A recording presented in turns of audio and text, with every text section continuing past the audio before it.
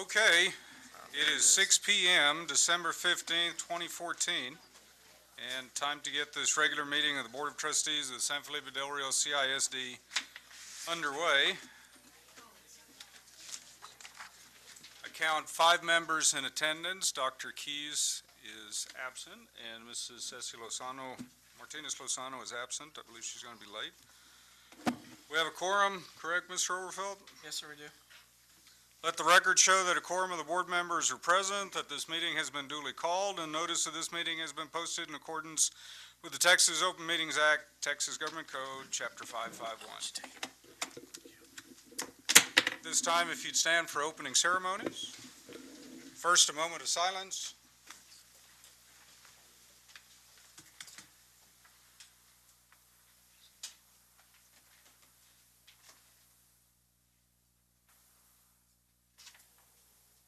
Now the Pledge of Allegiance. I pledge allegiance to the flag of the United States of America and to the republic for which it stands, one nation, under God, indivisible, with liberty and justice for all. Before we're seated, I was notified by administration that there is a young lady here who will do the Star Spangled Banner, I believe. National Anthem, and her name is Miranda Martinez. Ms. Martinez? Oh, say, can you see by the dawn's early light what so proudly we hailed at the twilight's last gleaming, whose broad stripes and bright stars through the perilous fight o'er the ramparts we watched were so gallantly streaming, and the rockets rang alert, the bombs bursting in air gave proof through the night that our flag was still there. Oh, say does that star-spangled banner yet wave o'er the land of the free, o'er the home of the brave?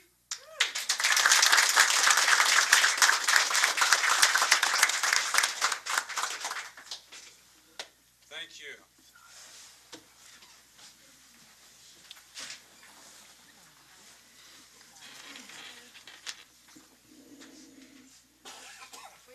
Well, that was outstanding. Yes. And Dr. Keys is here. Welcome, Dr. Keys. Thank you. Ms. Falcone, did you make a note of Dr. Keys? Okay, thank you. Okay, now that our meeting is officially open, that brings us to recognitions. Agenda item 4 in your packet. 4A, recognition of the Del Rio Middle School Queen Pom Team for their performance at the televised Macy's Parade. Good evening, Mr. Gabrielian, Dr. Rios, and members of the board. This evening, I'm here to inform you of the Fine Arts recent performances in TMEA. We're going to make a change right here, right quickly, since we had the young lady sing the national anthem. So I'm going to recognize item C, recognition of Del Rio High School sophomore student choir member Miranda Martinez for advancing to the TMEA area competition, which you just heard her sing. But at this time, I'm going to bring both of them back forward, and also introduce Mr. Gonzalez, the choir director for the program. Good evening, ladies and gentlemen. Well, we heard Miranda Martinez sing right now, and only being a being a sophomore, Miranda has achieved a accomplishment that not any sophomore has done yet here in Del Rio High School. She is actually an area contestant for the Texas All-State Choir. She is one of the top 20 contestants in our area, which reaches as west as Spring Valley, which is Houston, north as Pflugerville, down to us, and up to Blanco. So that's our huge area, and Miranda is one of the top 20 in our area right now. So we're very proud of her.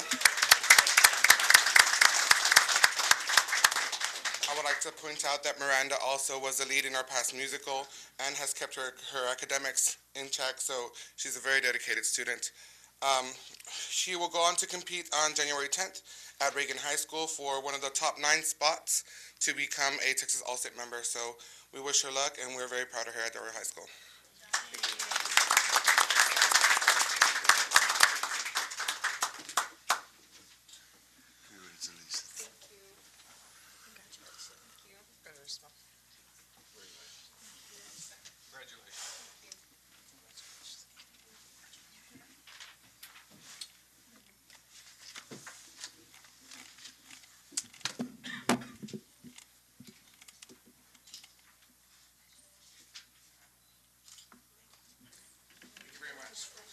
Congratulations.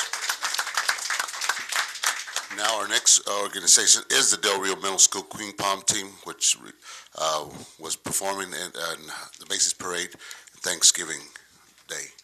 Forward, let's bring the sponsor and the students as well, Mrs. Kayla Lopez.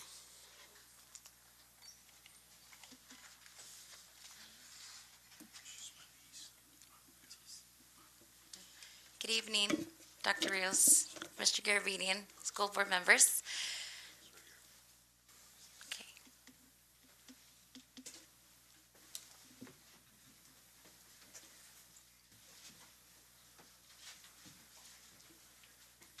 Where can I start? There's just so much to say, but I want to make it short.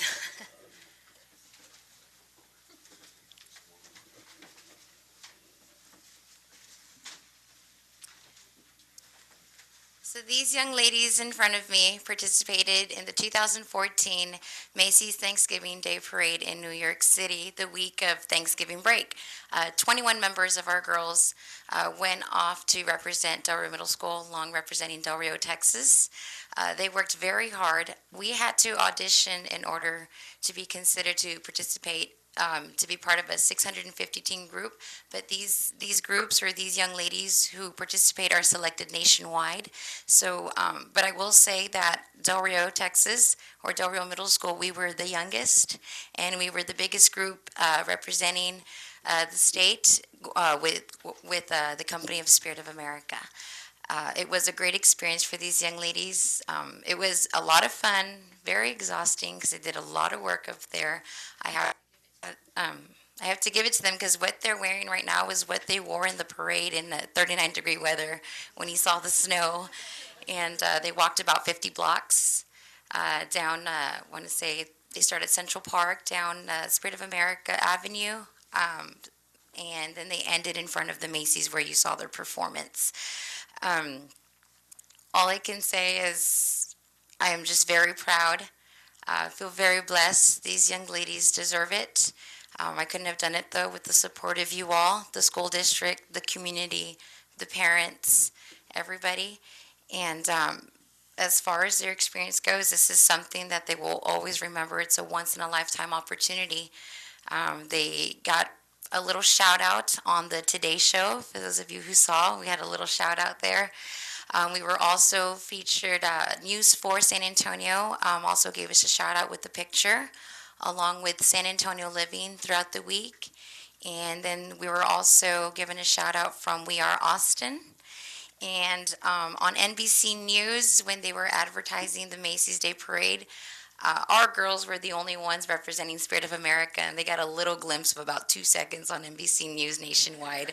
But believe it or not, I had some family in California that actually recognized my girls and what they were wearing from all the pictures that she's seen on my Facebook page. But they got a lot of exposure, and Spirit of America, I will say, Del Rio represented very well. They even had a name for them since we were the youngest. They're like, yes, you're the director for the Del Rio babies. I was like, yes. So, like I said, thank you all very much. And I think the girls have a little something for the members. The ladies, if you want to go and step forward.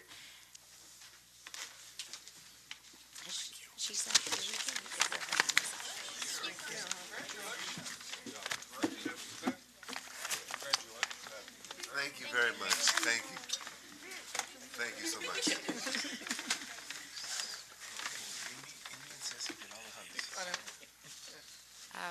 I could say say more, but if anyone has any questions asking about the trip, anybody, but it was a great experience, and like I said, thank you very, very much. Yes. Can we get a picture? Ms. Haynes, one of our board members, has something to say. Ms. Lopez, I just want to say thank you for going above and beyond. This was a great experience. Thank you so much.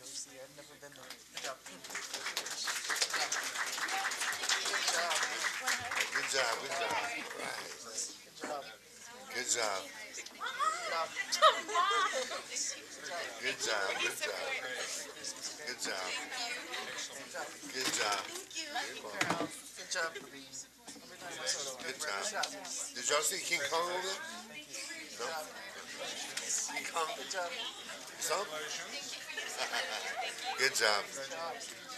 Good job, good job. Good job. Good job. Good job.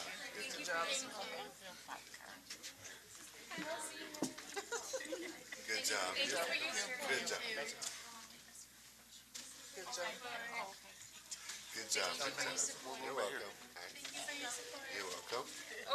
Good job. Good job. Good job. Good job.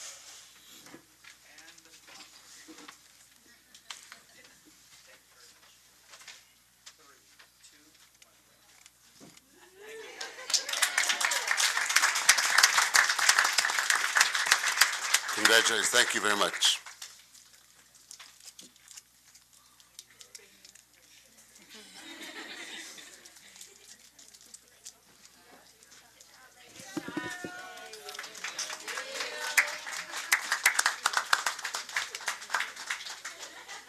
I think you were absolutely on the money, Ms. Haynes. The teachers and parents, right, that put in the work as well as those students. That was quite an event. I mean, it was like a community event, wasn't it? People were even texting me, turn on the TV, and I was like,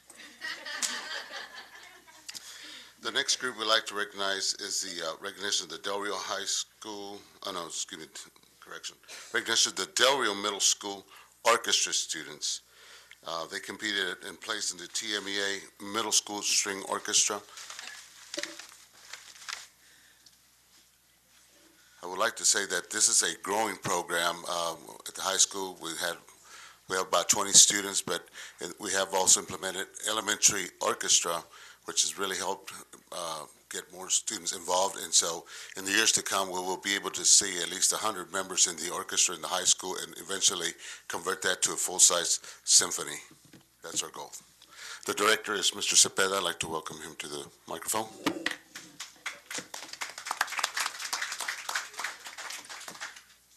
These three students worked hard since August on the music. Some of them came on Saturday morning practice. I bribed them with pizza. Come on, come on, we could do this. Bribed them with pizza so they could just come in and get some little extra work so they could experience what they have done this year. This year, I took them when we went to audition. They saw the San Antonio Symphony, and what was it called? The West? Yeah, we saw West Side Story with the San Antonio Symphony. And they also saw a professional cellist when they were there. And just look at their faces, or at least two of them. And they saw what a professional actually does. Person that just comes versus with a San Antonio Symphony and play, and they were excited. After they had an intermission in the middle, and I was still we're upstairs in the OB section, and like, where did everyone go? They all went down to try to get a picture of the cellist. And I'd never seen a picture, but I heard stories, and they were like, can we take a picture with y'all? And this is a professional cellist, and they got to experience that after they got to audition for their region chair. For the region chair, Raul de Jesus Perez, America Esquivel, made the string orchestra, right? The middle school string orchestra, which consists of mostly 7th and 6th graders and some 8th graders that audition from our school district, which is the only school district west of, like, Kerrville. has orchestra. There's no orchestra and you go past nowhere else. Uvalde, it's us in the side. So they made the string orchestra. Ismar made what's called the Philharmonic Orchestra, which is made up of mostly eighth graders. This is, and like the top eighth grade students from all the north side, Kerrville, and Ismar. So, and when Ismar was there, she told one of the students were like, "Where are you from?" "I'm from Del Rio." "Is that like 3 hours away?" "Yeah, we're doing orchestra there too." So and they had a fantastic concert too. It was past Saturday, and that's all I have to say right now. Thank you. Thanks to the board for supporting us. Thank you, Board President Mr. Hernandez, for supporting us. They started in 4th grade. America and Jesus started in 4th grade. Raul de Jesus. They started in 4th grade with me in elementary. She started beforehand when privately, and also started when the program barely started with Mr. Brown in 4th grade too. So they came up from the elementary campuses too. So thank you very much for supporting it even with the elementaries, and they'll be growing up. Thank you very much.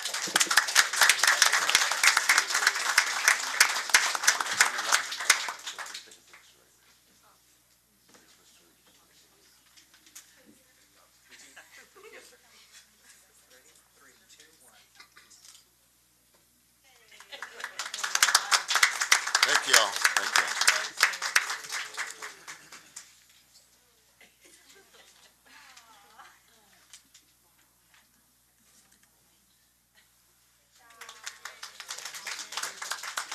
And finally, okay, thank you.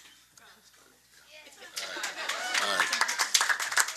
And finally, at this time, I'd like to bring over Mr. Rios, the high school band director. I'd like to recognize Del Rio High School Mighty Ram Band students that competed and placed in the TMEA All-District Band.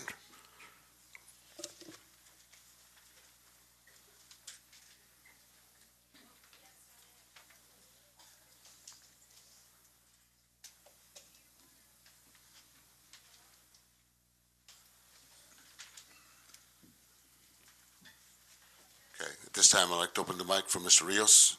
Tell him a little bit more about this competition. Thank you, Mr. Nice. We want to be recognizing these students that went and competed in the all-district band back in November, and they had to be competing up against the north side schools, including Eagle Pass as well.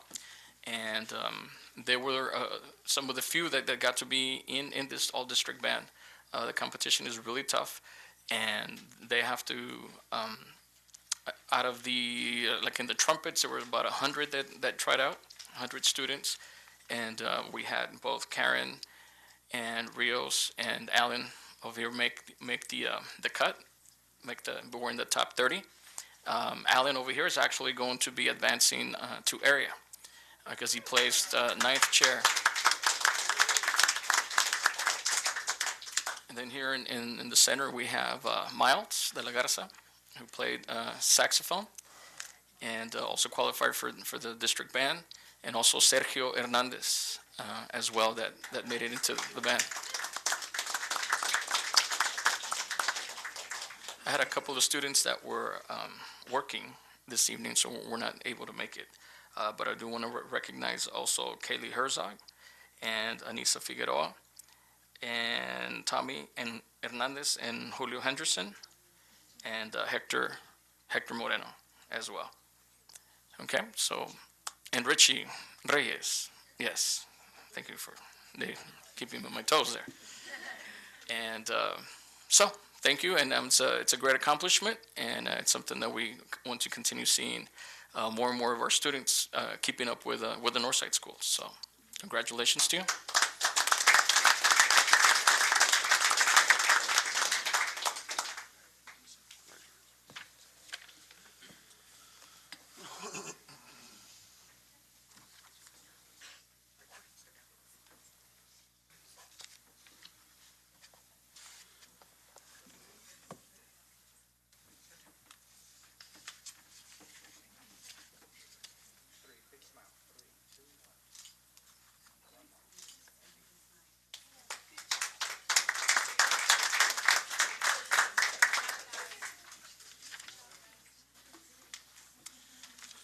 Also in the agenda, we have recognition of some individuals that also were, that participated in the Macy's All-American Band, also on Thanksgiving Day in New York. I'll have, again, Mr. Rios make the presentation of two individual students in his organization.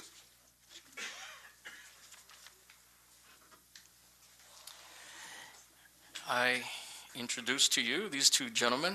We have Mr. Braylon Blassingame and Mr. Andres De Leon.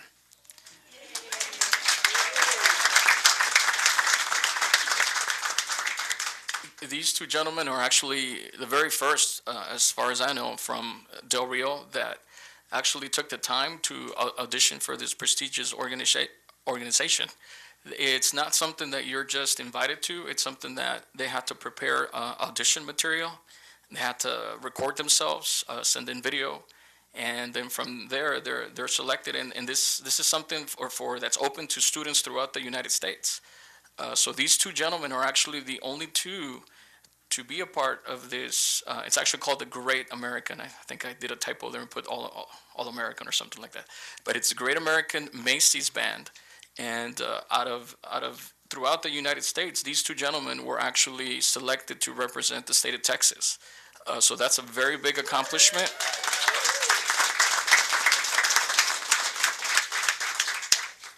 And hopefully, maybe some of you got to see them as well when the Great American Macy's Band took the field. But they had to practice when they got up to New York.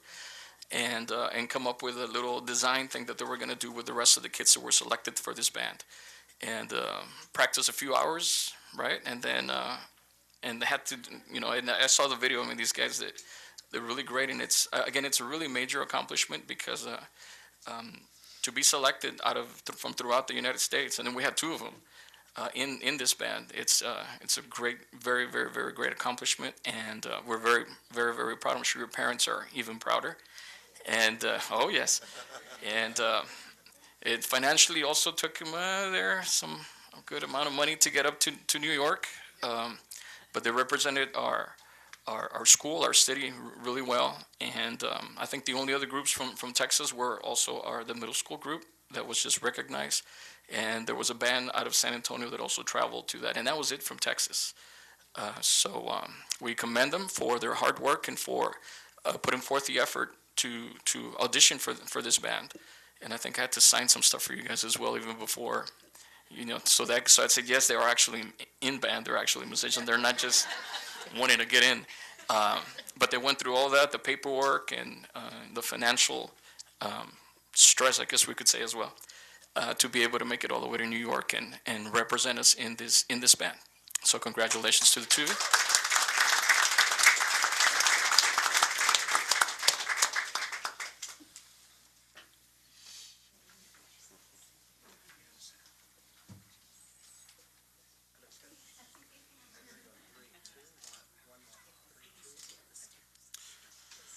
Again, I'd like to congratulate the students on your outstanding work.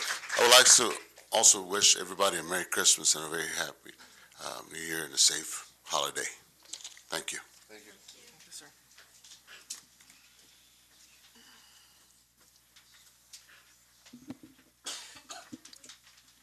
Okay, that brings us to agenda item 4F, recognition of the career and technical education E-Cadet students. Mr. Gonzalez? Good evening, Mr. Garabedian, Dr. Rios, members of the board. The Career and Technical Education CT Program E-Cadet Championship took place on November 15th at Del Rio High School.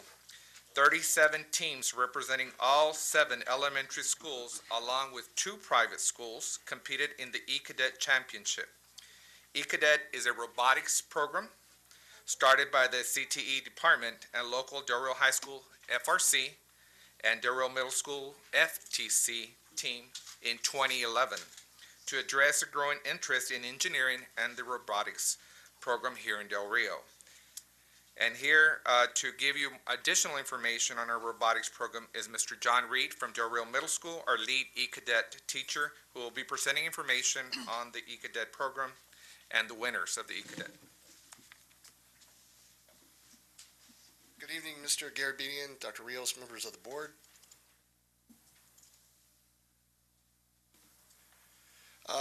As Mr. Gonzalez stated, this is our third year having the E-Cadet program at the elementary school. This year's game was called Add It Up. We designed this game. We saw a need. We were losing too many kids to other programs, or they were finding about a program too late, so we wanted to spark an interest earlier. The kids were broken up in teams of 5. Mr. Gonzalez has graciously funded this program. Even whenever I decided to go to a new system, the VEX IQ, which actually gave the kids remotes, they get the game in September, and they start competing in October, November, and December. And like Mr. Gonzalez said, we actually had all 7 elementaries and 2 private schools participate this year. I want to thank the members of the board that came to the events. This is just actually what the kids actually had to do. They actually had to pick up 2 different sized buckyballs and score them in 2 different heights of goals. For the end game, the robots actually had to hang off of a bar. And this is for the elementary kids. And I was worried it was too advanced, and they took off and they blew me away. I actually had to change some of the rules because they got too advanced. Statistics of the seasons, as you can see, we've gone from 22 teams our first year to 37. We've gone from 84 to 158 students. They're actually getting robotics at the elementary level. Of course, we're hitting the minorities. We took a little dip this year with the girls, but it's still a strong number. And we've stayed the same as far as contests. We've actually been also approached by Uvalde. The coordinator over in Uvalde actually would like to come participate in our robotics. The winners. The winning alliance was the Excite Bots from Lonnie Green. They actually had to work with another team, so they picked another team to be part of their alliance. The finalists, second place, was the Geek Bots from Lamar. The Judges Award went to the Moon Bots from Calderon. This was an award given out to a group that just didn't fit one of the other awards. This student was left alone. The other members of her team quit, and she stayed on the team and competed by herself. The engineering award went to the Geek Bots by Lamar, and of course the most important and prestigious, the Gracious Professionalism Award, went to the Robo Rebels from Chavita. So at this time I'd like to recognize their hard effort.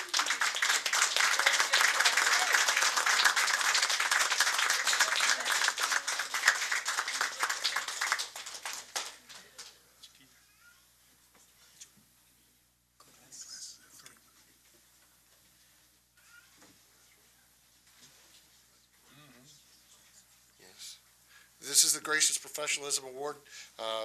This is one of the most coveted awards we like to give out.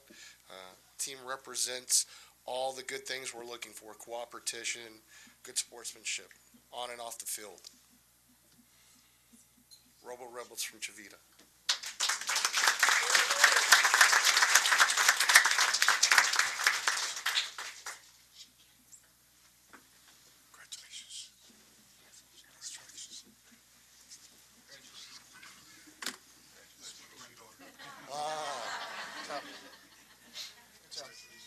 Good work, good work.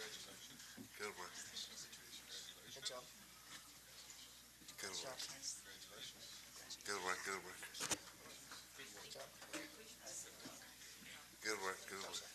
Hey there. I love it. Good job. Hey. Good I also would like to acknowledge the mentors, because I keep throwing new things at them, and they're always like, okay, and they're always there, so.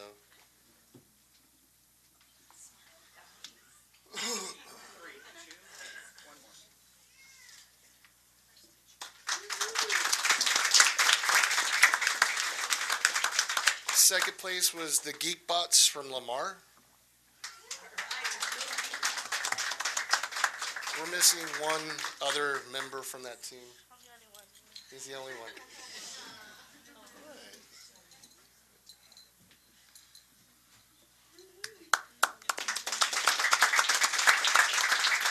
Ms. Jillian, Ms. DeLeon came on board late, about 4 weeks before the very first contest. She didn't know what to expect, but she said she's going to stay on board for next year.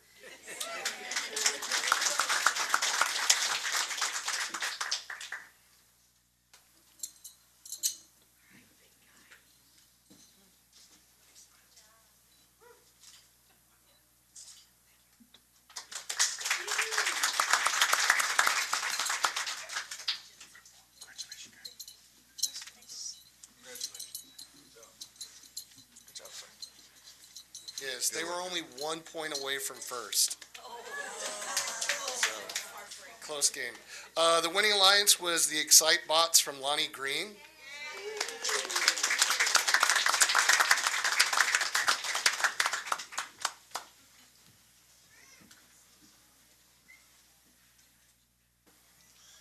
And their sponsor, Ms. Castro.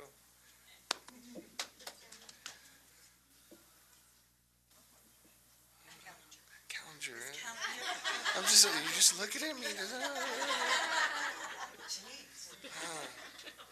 So, like I said, first place, second place was only 1 point difference. And I believe this is the second year y'all were, This is my third year. third year, but last year you were in.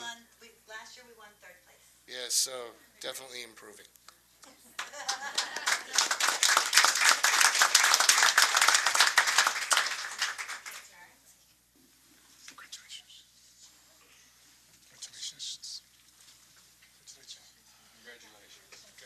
Congratulations, you did great. Congratulations. Thank you. Good job. Thank you. Good work, good work. Good job. Thank you. Good job. Thank you. Good job. Thank you. Good job. Thank you. And one last thing about robotics, Del Rio is going to get to host an FTC event. There's only 9 events in the Alamo region. It's usually hosted by the university, Texas A&M Laredo, Texas A&M Corpus Christi. Del Rio Middle School is going to host. We already have 24 teams coming from Austin, Laredo, Corpus Christi, and San Antonio. All high schools will be the only middle school. So we were lucky enough to get that event here. It'll be a qualifier for the state event. Very good. Very cool.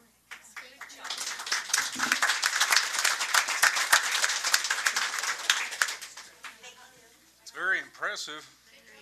Yes. Excellent work, Mr. Reed. Any questions for Mr. Reed? Thank you. You're doing great.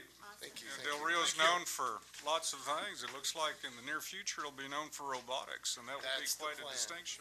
That's the plan. I certainly hope we get to that point. Thank you very much to all the parents and the school board for supporting our engineer robotics program. Thank you. Thank you.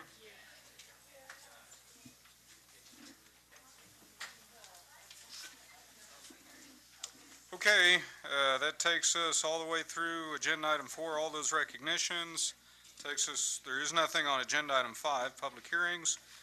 The next item is agenda item 6, board members' report. A being annual Board of Trustees Continuing Education Credit Compliance Report. I'm presenting that. This is pretty straightforward. Let me just try to dispense with this quickly. I'm going to, just for clarification, read a few things from our policy. This comes out of BBD Legal. And according to the State Board of Education, each board member must complete any training required by the SBOE. And the SBOE's Framework for Governance Leadership, which is BBD Exhibit, shall be distributed annually by the board president to all current board members and the superintendent. He gets a copy too. So you probably noticed that on your desk was a copy of BBD Exhibit. That's just kind of a reminder of what the framework for school board development is, and a reminder that the board's role is not management, but rather oversight of management. So you have that. Also, going back to BBD Legal, annually at the last regular meeting of the board held during the calendar year, the president shall announce, and the minutes must reflect the name of each board member who has completed the required training, who has exceeded the required hours of training, and who is deficient in the required training as of the date of the meeting. And the president shall cause minutes to reflect the information and shall make this information available to the local media. So, With that said, in case you're not familiar, board members, there are 3 tiers of training. Tier 1 is local district orientation, orientation to the Texas Education Code, but all of the board are not in need of that because we're not first-year board members. That really applies to first-year board members and updates after a legislative session, so that doesn't apply to us. What does apply to us is Tier 2 and Tier 3. Tier 2 is a team building session. And this is also straight out of policy, BBD exhibit. And just to stay in strict compliance, let me read what it says. It's a basic obligation, expectation of the sitting board member to complete the required board training each year, and the information will be reflected in the board minutes as Tier 1, Tier 2, and Tier 3 training and made available to the public. As I said, none of us were required to complete Tier 1 training, so that brings us to Tier 2 training, which is goal setting. And these statements are taken right out of policy as they're supposed to be read. In accordance with the State Board of Education rules, the board and superintendent team met on June 9, 2014, and participated and completed team building, goal setting, and Board of Trustee assessment. The following board members have completed the required annual team building training: Mr. Roberto Chavita, Mr. Raymond Mesa, Mrs. Cecilia Martinez Lozano, myself, Chuck Garabedian, Mr. Josh Overfelt, and Miss Amy Haynes.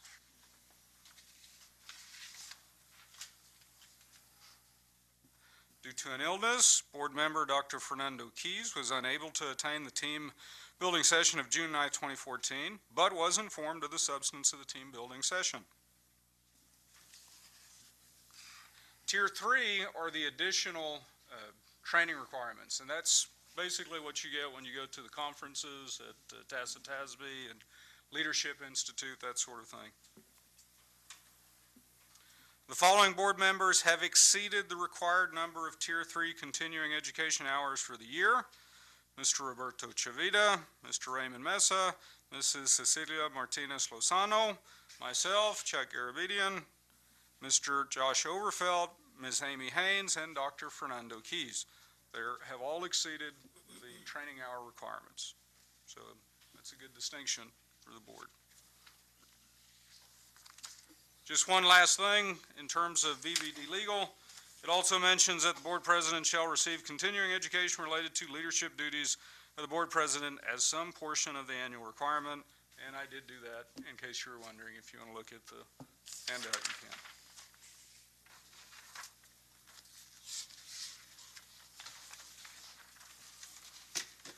Any questions?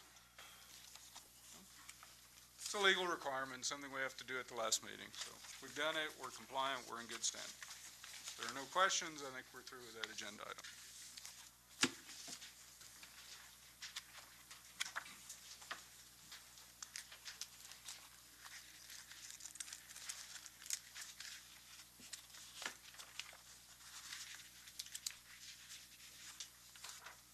Okay, that brings us to agenda item 7, reports. A is the first one, attendance report, second 6 weeks. Dr. Jorge Garza and Aide Garcia, I believe you have a presentation for us.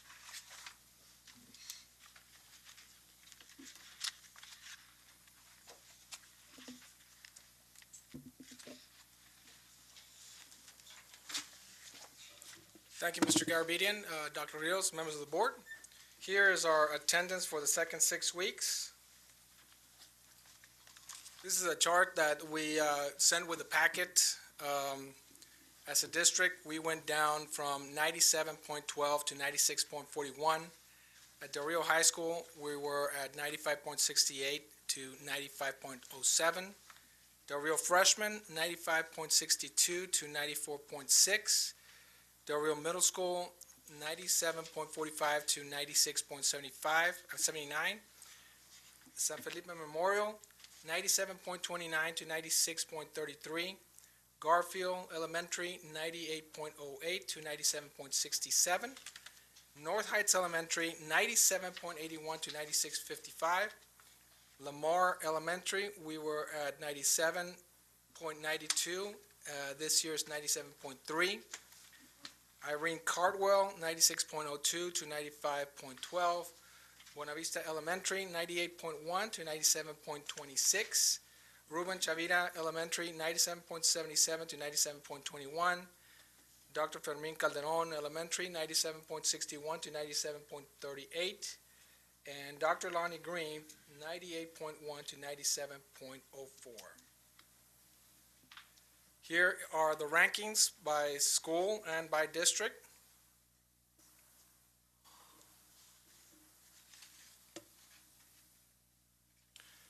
And just for some information, there were several days that hit us this year. One of them was Friday, the Friday before staff development. We went down about 1.28% as a district.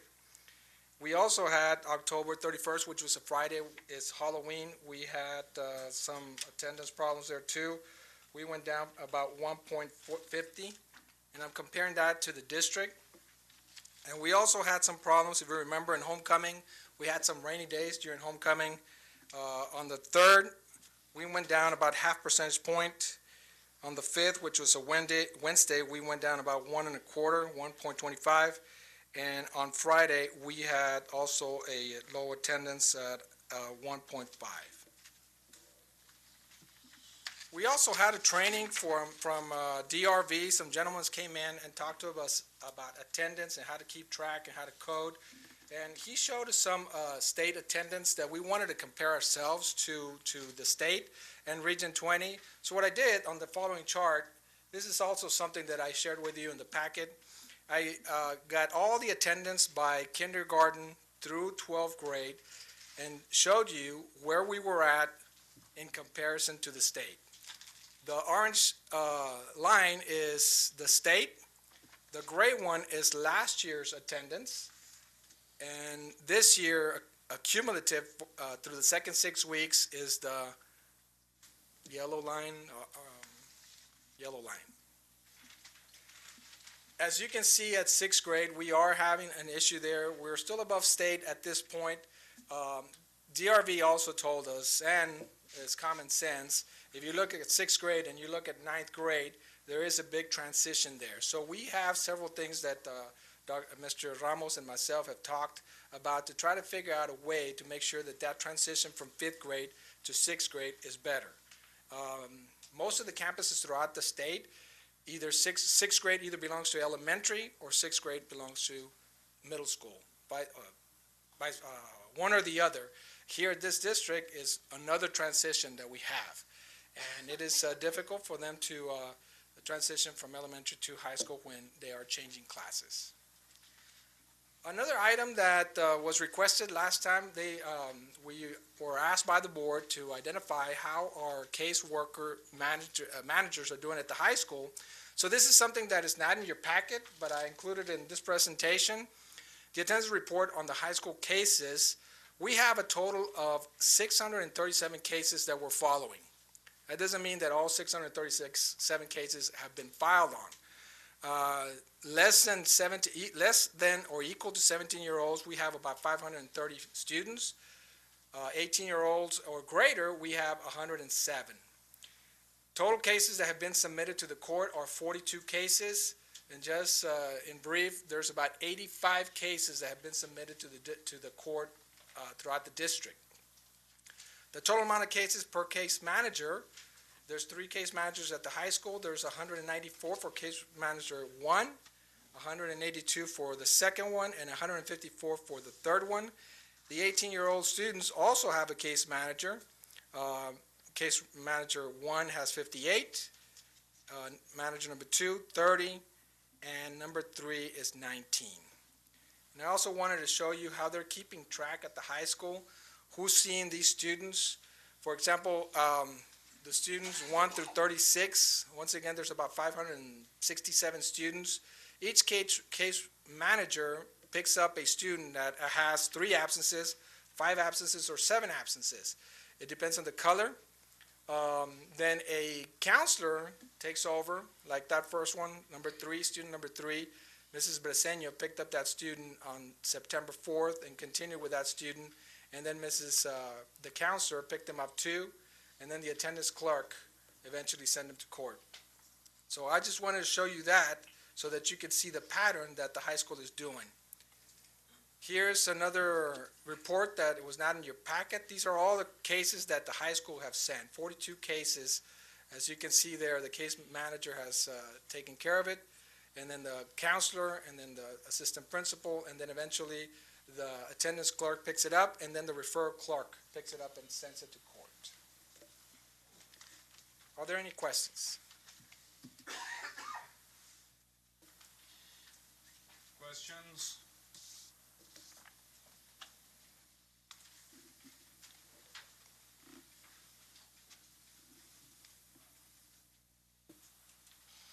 I think we're all kind of formulating the question. Because of the obvious that attendance is continuing downward. Quite sure what my question is at this point. Yeah.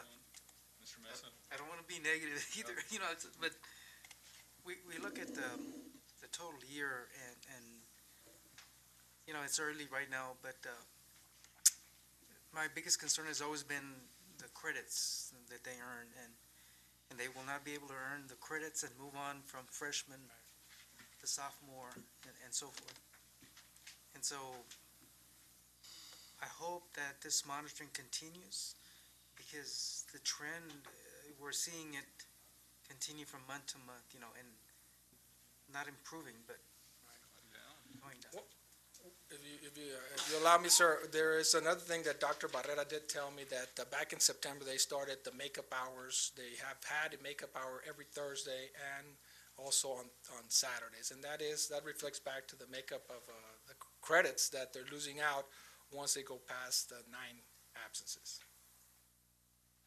But it's across the board.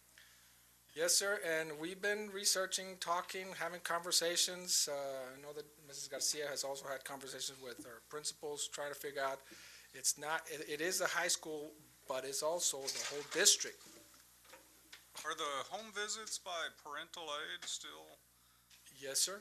What's the average number of home visits by parental aid? That's a question for one of the principals. Right. There's several. I don't have that number. Who wants to come up and answer that question? Okay. In a month, since this is a month, right? Right. In a month, about how many home visits does a parental aid from your campus do?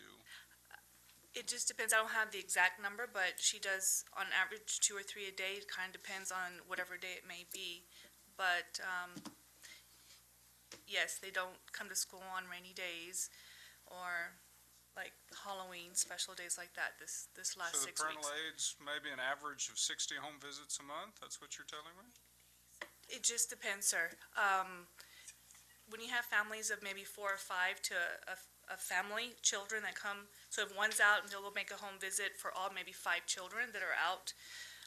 For us, 13 students is what we need not to go below the 98%. So we look at our attendance. So she may go out 2 or 3 times one day. Maybe the next day she goes more. The next day she may only go 1. It just depends on what communication we get from the parent, if they're ill. Because we do communicate. They will call and say, my child is sick. They're not in school today. And we only do the home visits on the ones that we don't know or we cannot find. At our campus, they call every day at 8:30. We have a card that tracks them by homeroom. And if we cannot find them, we make home visits. But every campus is a little different on how many they make home visits on. So. But they do have reports, and I'm sure that we can get that for you for next time if that's what you would like. Any other principal? How many home visits on average? Dr. Satter.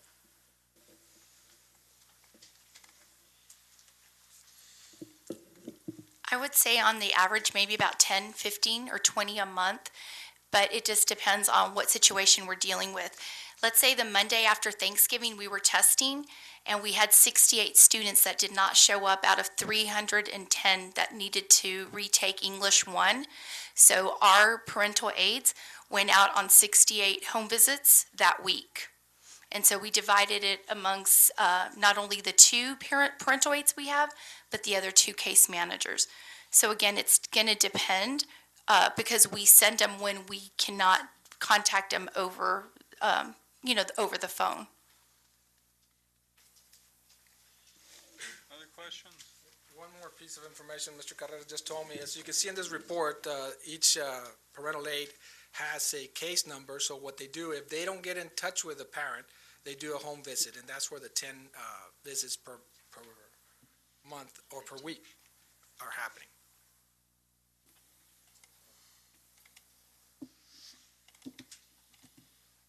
I mean, monitoring's great. Nice. The outcome's problematic. Right. Go ahead.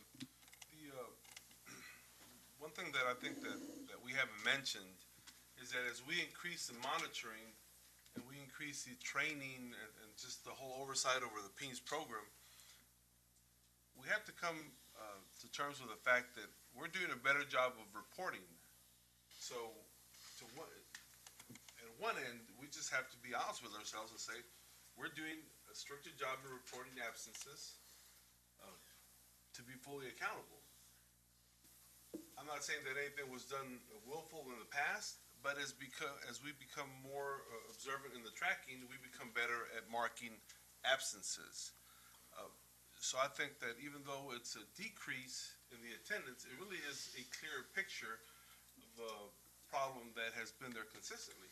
So we've been working not only on tracking the students that have been absent, but also on improving our own practices of recording the absences. I'll also point out that we had some students, a large number of students that were withdrawn for residency domicile violations, and that also added some absences in the interim. So we'll keep monitoring, we'll keep visiting with each other and making sure that it stays on top. And for all our efforts, at some point, the pendulum will have to swing because we're being truthful and monitoring and following through. We just need to stay on the course that we're doing and continue with the process. Any other questions? Mr. Chavita? We're keeping tabs on the kids number-wise, but what do we do with them to keep improving, to keep them in school? That's what I'd like to know, because once they're absent, they're absent. But what are we doing to curtail the absences that we have? Well, sir, besides counseling, I'm talking about, like, advising them as to what kind of advice are we giving them? I sure would like to know. Well, I don't have those answers of what the counselor is actually telling them, but I do know that what we're trying to make sure is entice them with the courses that we have. There's constant conversations showing them what is the pathway that they need to graduate so that they can become lifelong learners. We're constantly having those conversations with them, specifically with these kids. I'm sure that I could ask Mrs. Welch or Mrs. Torres, and that's something that comes up. It's not just the punishment of not getting the credit. It's, look, how beneficial is it going to be for you to be here with us to make sure that you continue the classes so that you don't end up without a diploma. So there's conversations like that that take over with the counselor. Well, actually, what I'm looking for is that, it's almost impossible to talk to every kid. And of course, not every kid needs to be talked to. But what do we do holistically to make sure that the kid is continuously reminded that they need to be in school? You understand what I'm saying? Like reminders. Don't we? Okay, well, reminders, I don't know if they do it individually, sir, but they just had a program just this last week that it's Eric Bostic that comes in and shows some motivation of why it's important for them to stay in school. That's holistic because we're not talking to individual students, but we're talking to a whole group and showing them the same thing of why it's important for them to be here. That is important, but I think more important is the individual attention that we give that student. And it's extremely difficult when a student has had that problem since first, second grade, that it's a norm for them to be absent. So our job is to entice them of what what's at the high school. And I'm talking the high school because that's the end product of where they're going to end up. So we are constantly talking about that. So to individual kids, we also have those motivational speakers that come in and talk to them. There's also a lot of speakers that go into the individual classrooms, showing them what the benefits to stay in school.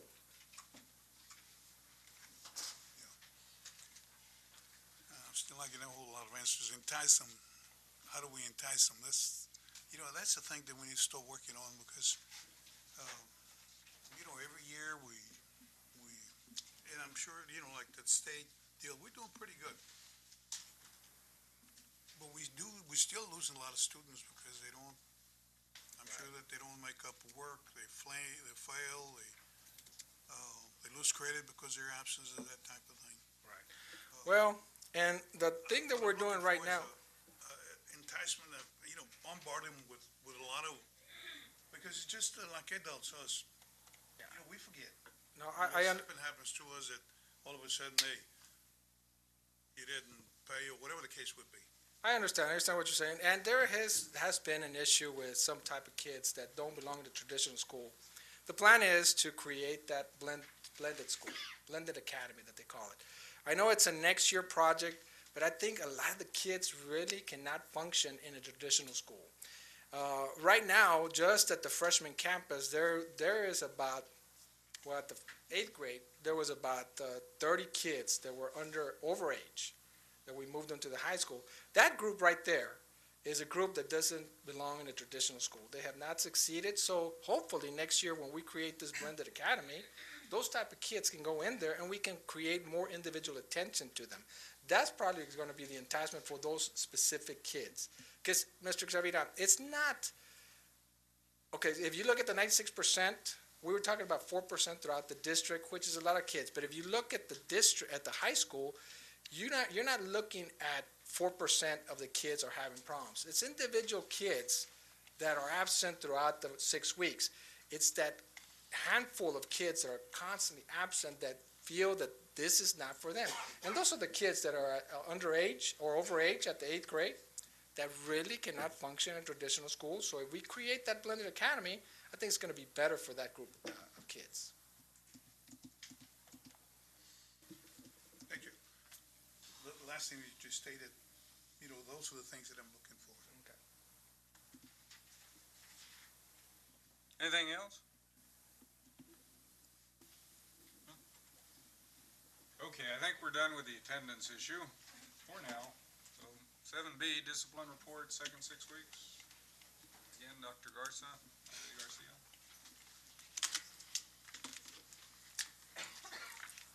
Good evening, Mr. Garabedian, Dr. Rios, members of the board. The attendance packet, information was sent in your packet. I'll go ahead and review it with you unless you have any questions if you already reviewed it. Do you want me to proceed with? Does the board want just a full-blown go through it, or do you have specific questions? Want to go through the report by page, or just ask questions? Because it was in the packet, obviously.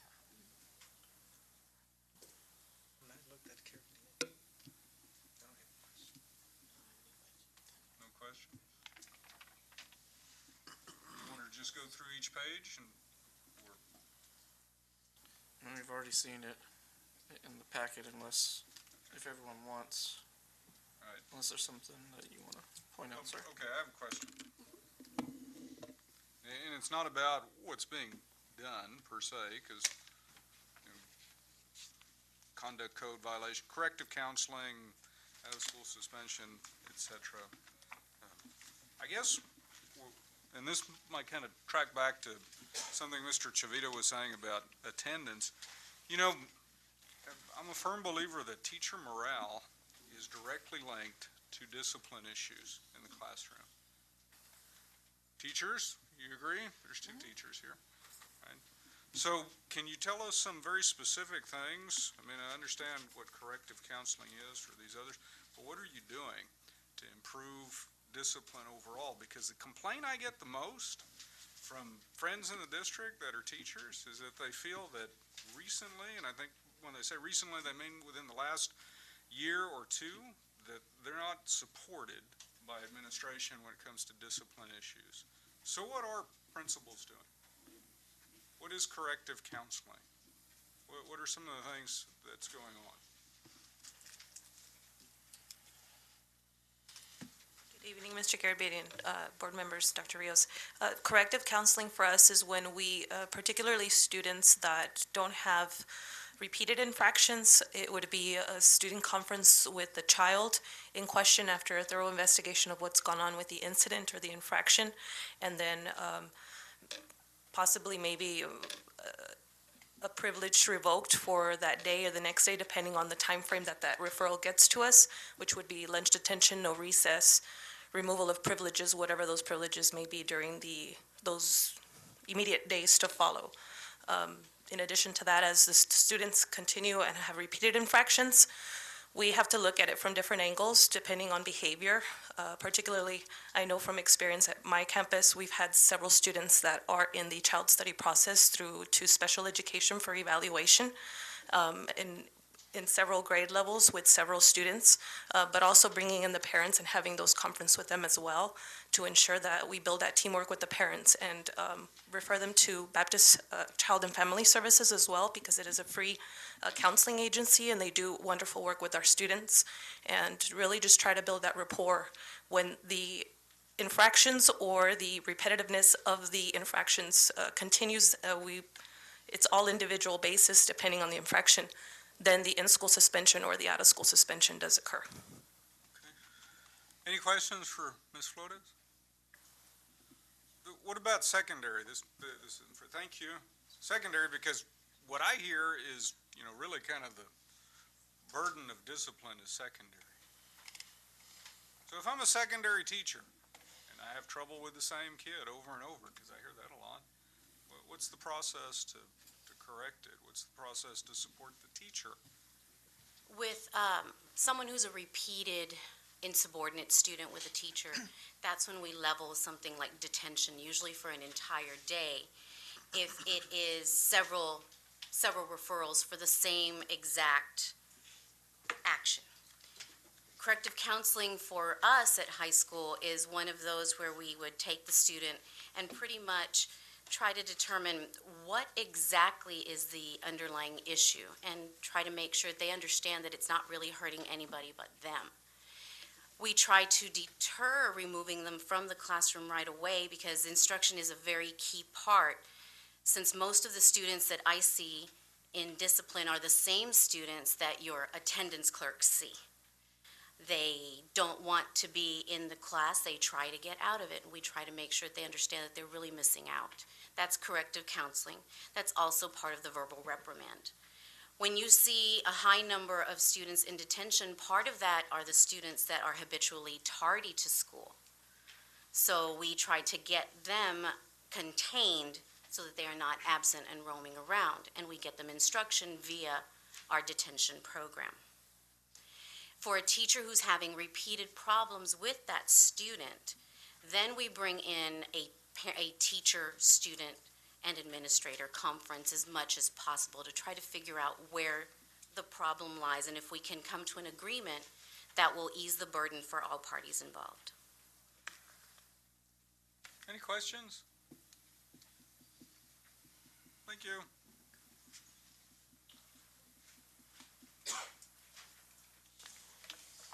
Are we through on this item? Everybody okay? Thank you, Mr. Garcia. Okay, that brings us to agenda item 7C, highly qualified teacher and paraprofessional public report. Ida Gomez is presenting.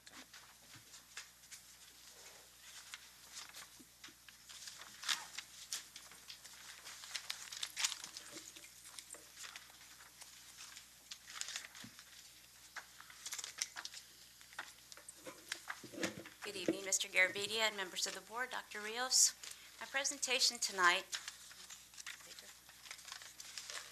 I think right here, I'm going to try to make this a little larger. It's on the highly qualified status that was reported to the state for compliance reasons. Our snapshot for highly qualified teachers is September the 17th this year. So even though the information was not presented to TEA until November, and presented to you by tonight. The information that we actually report on is for September the 17th. You'll see that I have information for the actual September 17th data here, and where we had for a district, we had a 97.82% with 9 vacancies in the district. By campus, you'll see that Del Rio High School was at 100%, freshman was at a 96.43 with 1 ELA vacancy at that time. Middle school had 2 vacancies at a 96%. 6th grade, Buena Vista were at 100%. Calderon School was at a 97.06 with 1 vacancy. Cardwell had 1 vacancy at a 96.43. Ruben Chavita was at 100%. Garfield had 2 vacancies at a 95.45%. Lonnie Green, 100%. Lamar was at a 96.55 with 1 opening. And North Heights was at a 97.44% with 1 opening. Again, these vacancies are only highly qualified vacancies. They don't include PE or subjects that are not considered highly qualified. As of today, of course, that was 3 months ago, so as of today, we still have 9 vacancies in the district. The report will show you that some campuses have now gone to 100% and others now have vacancies. We show that Del Rio High School now has 2 openings. However, tonight we are making 1 recommendation to the board. So after tonight, if that recommendation goes through, they'll still have 1 ELA vacancy. The freshman has 3 vacancies. The middle school has 2 vacancies. Middle school, Buena Vista, Calderon, Cardwell, Ruben Chavita have all gone to 100% highly qualified. Garfield Elementary has a kinder opening. Dr. Lonnie Green and Lamar are also at 100% highly qualified. And North Heights is at 97.44 with 1 vacancy. However, we're also making a recommendation on that one tonight. Okay. If you compare it very quickly to last year at this time, when we presented this information in December of last year, you'll see that the district for the September report was at a 93.29. We had 27 vacancies in the highly qualified area versus 9 in September. You'll see that in December we had 16 highly qualified vacancies versus 9. So the district as a whole has done a very thorough job in trying to recruit and attain highly qualified teachers. I also included the positions, not that one is more important than the other, but I know that I was interested in knowing what kind of vacancies were out there.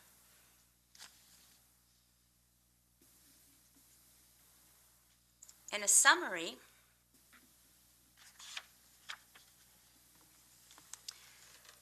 you'll see right here that as of September 17th, we had 97.82% in highly qualified teachers. We had 7 campuses that were not at 100%, and we had 9 highly qualified vacancies, 3 in secondary and 6 in elementary.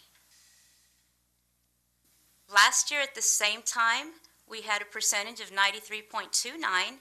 We had 10 campuses that were not at 100%, 27 highly qualified vacancies, 14 in secondary and 13 in elementary. And once again, this year we are at 100% paraprofessional highly qualified. Some of the things that the district has taken a proactive approach on, we are providing signing bonuses through the EEIP grant in the critical shortage content areas: secondary math, science, special education, and ESL, elementary bilingual, and also the hard-to-staff campuses such as Del Rio Middle School, San Felipe Memorial, Garfield, North Heights, and Calderon.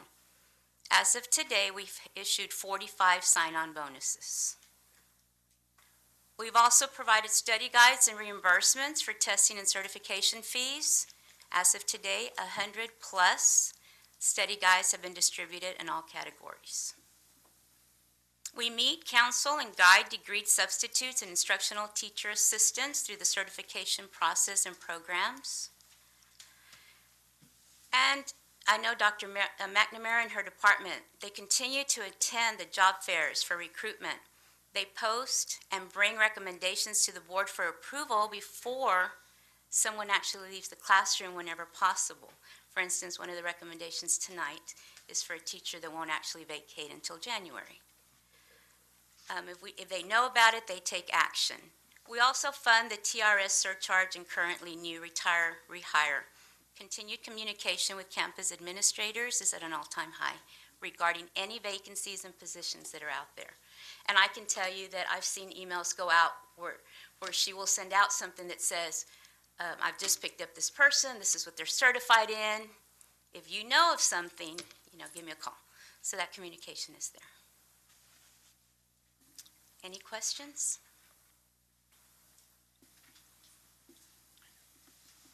Questions for Ms. Gomez? Mr. Miss has a question. I have a question. I'm starting to see the trend again in us hiring alternative certified teachers. My question is, during the interview process, if there's an applicant that is standard certified, is there a preference given to that person over someone? Because let me tell you what my concern is. You hire someone that has political science major, for example, does not have the 6 weeks or the months, weeks that they spend student teaching for discipline and classroom management. They don't have the training to teach elementary reading, secondary ESL, whatever subject they're going to be assigned with. And so we hear highly qualified, but in essence, they're not certified in the area that they're teaching. They're alternative certified. And my question is specific that during the interview process, because we don't get to see that, how many applicants were standard certified that went through student teaching arithmetic in the elementary grades, reading in the elementary, and all those necessary courses for certification over someone that has a history major teaching second grade, third grade. So is the interview process or principal being told, look for the standard certified or not? I'll answer that, Mr. Mesa. The number of applicants that remain out there to fill some of these vacancies are almost non-existent. We probably have 4 people that we're working on to get hired.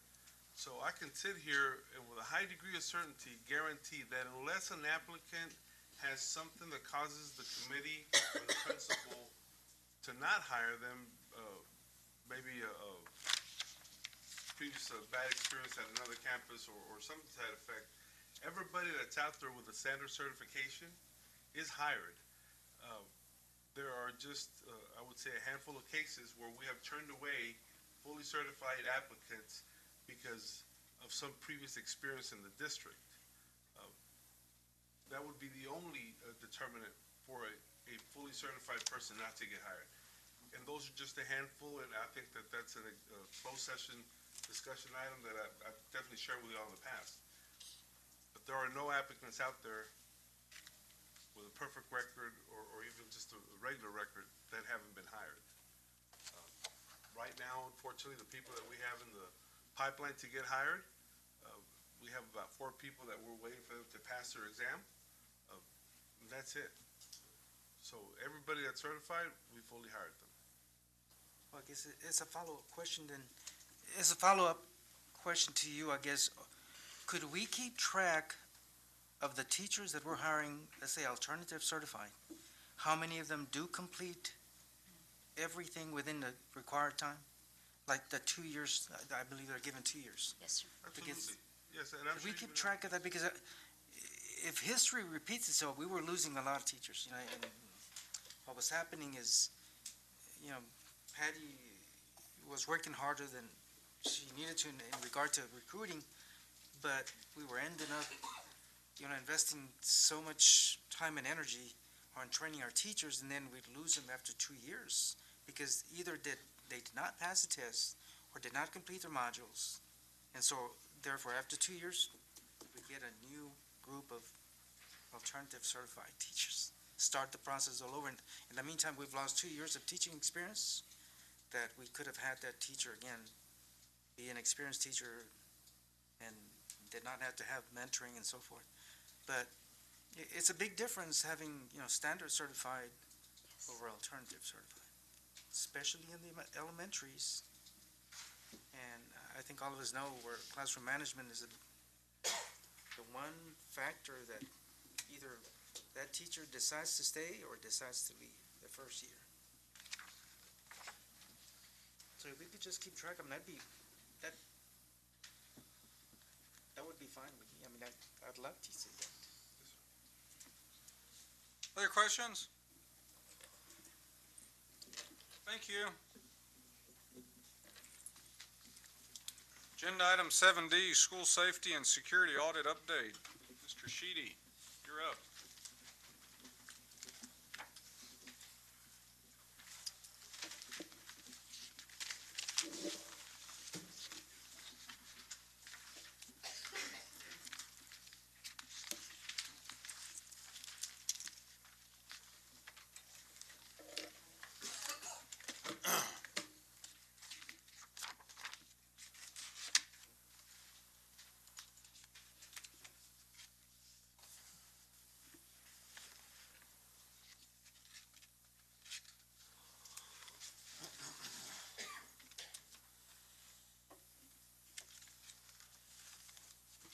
Mr. Garabedian, board members, Superintendent Rios, thank you for the opportunity to approach you this evening.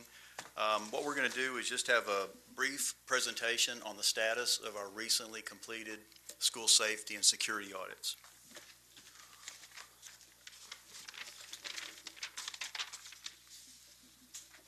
If we look at what the law says, Texas Education Code 37108, it states at least once every 3 years, each school district or public junior college district shall conduct a safety and security audit of the district's facilities.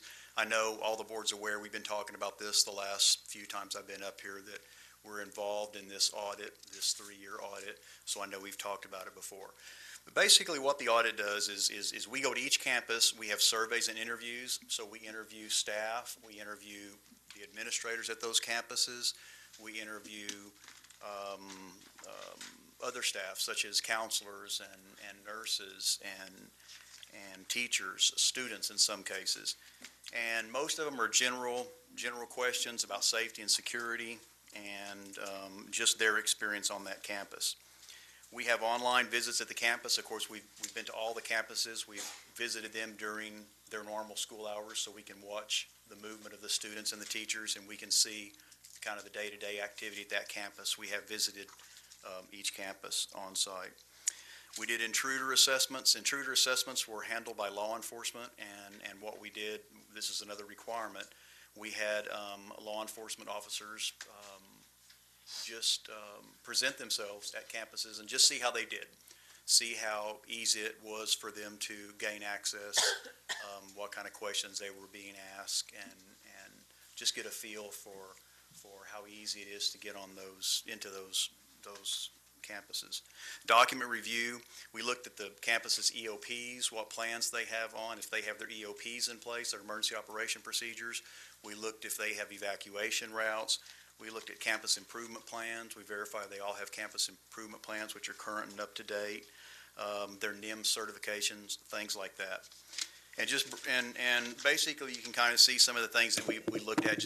We looked at the outside of the buildings, we looked at the inside of the buildings, things like lighting, housekeeping, space, traffic and parking, access control, visitor procedures.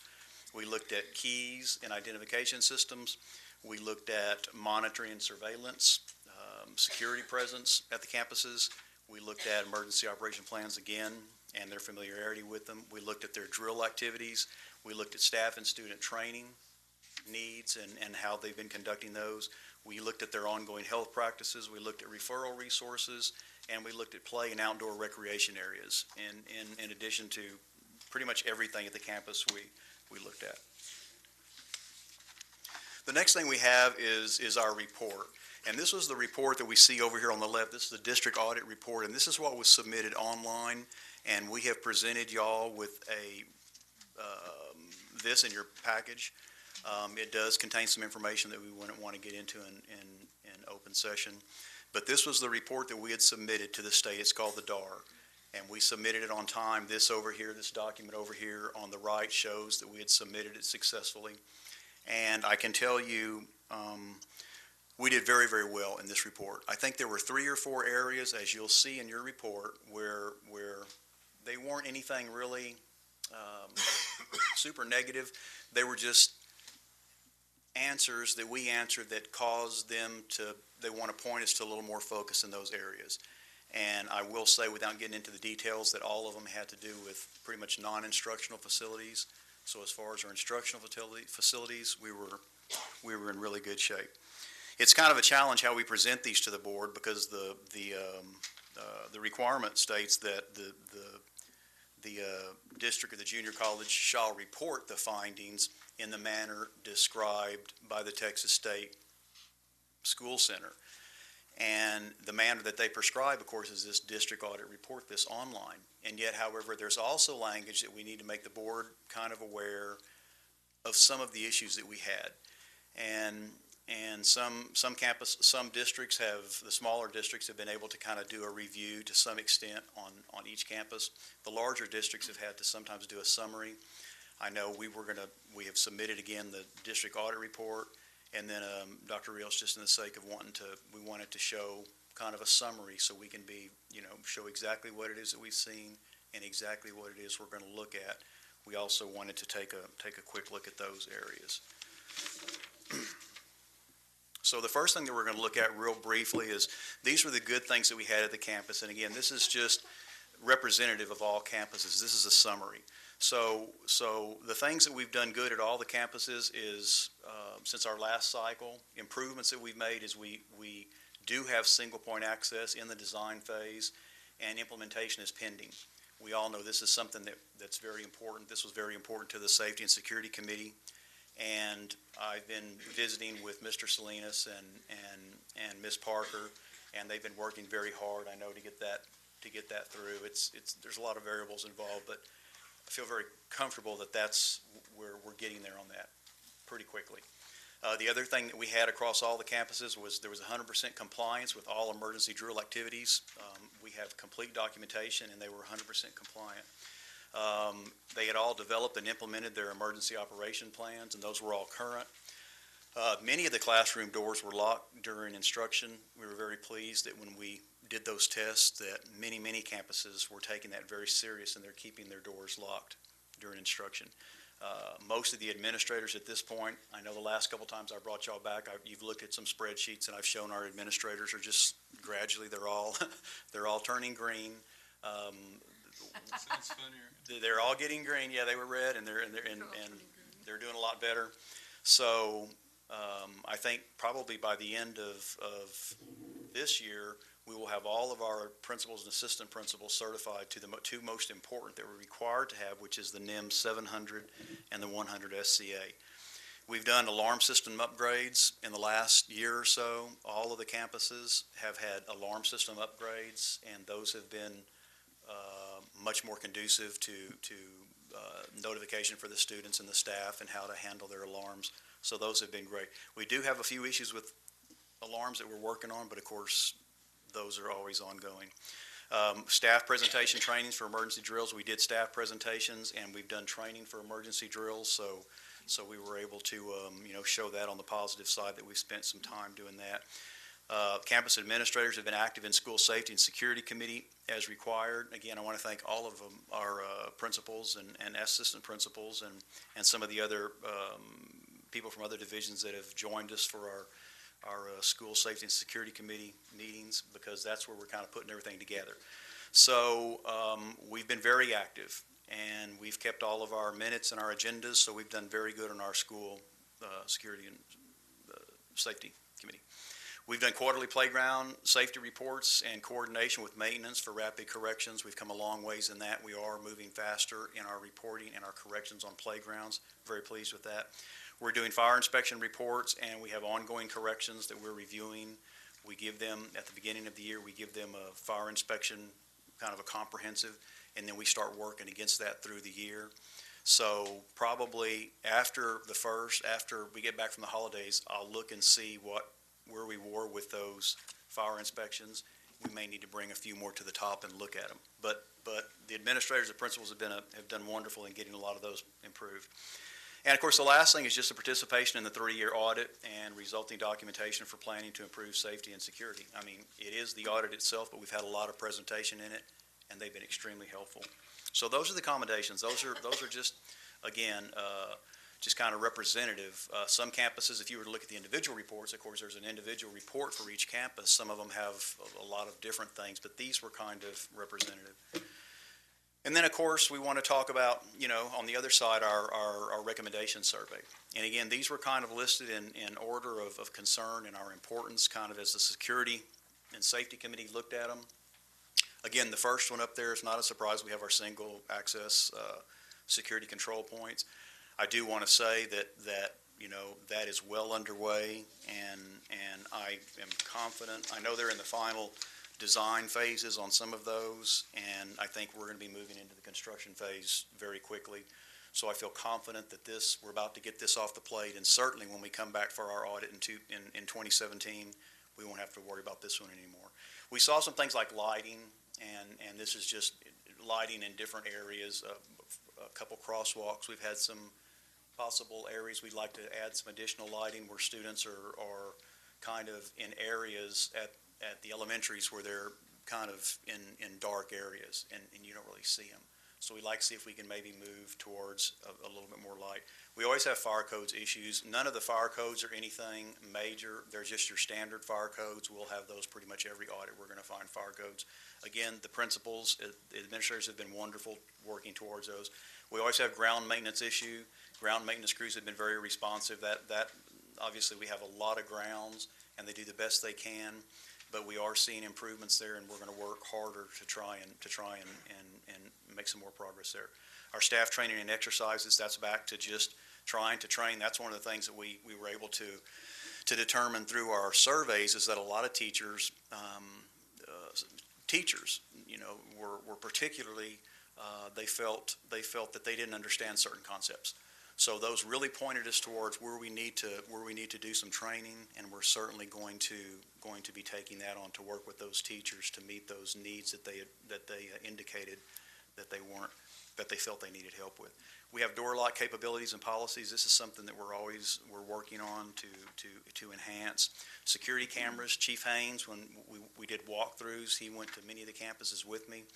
This isn't a major thing. There are just a few areas where we would like to add a few more cameras. And so it's kind of an ongoing process of just as there's been some changes, we need to make some changes with our security cameras. So that's mostly Chief Haynes' request. We have some walkways and trip hazards. Again, these aren't major things. These are things that we hope to be able to work to improve. Signage. Signage to me is kind of a big one. We have 13 campuses, and really, when you go up to each campus, they all look kind of different. And so what I hope to be able to do, and I have actually the money in my budget this year, is to get, consistent signs. So district-wide, our signs are consistent. And those are things like, 24-hour camera monitoring, no ID, no access, no exceptions. We're going to have things like, no smoking. A lot of signs that we want to just kind of be consistent. So we will be working on adding those signs. Exit door identification, this is something that they always want you to do, and this is in the event that there were some emergency at a campus.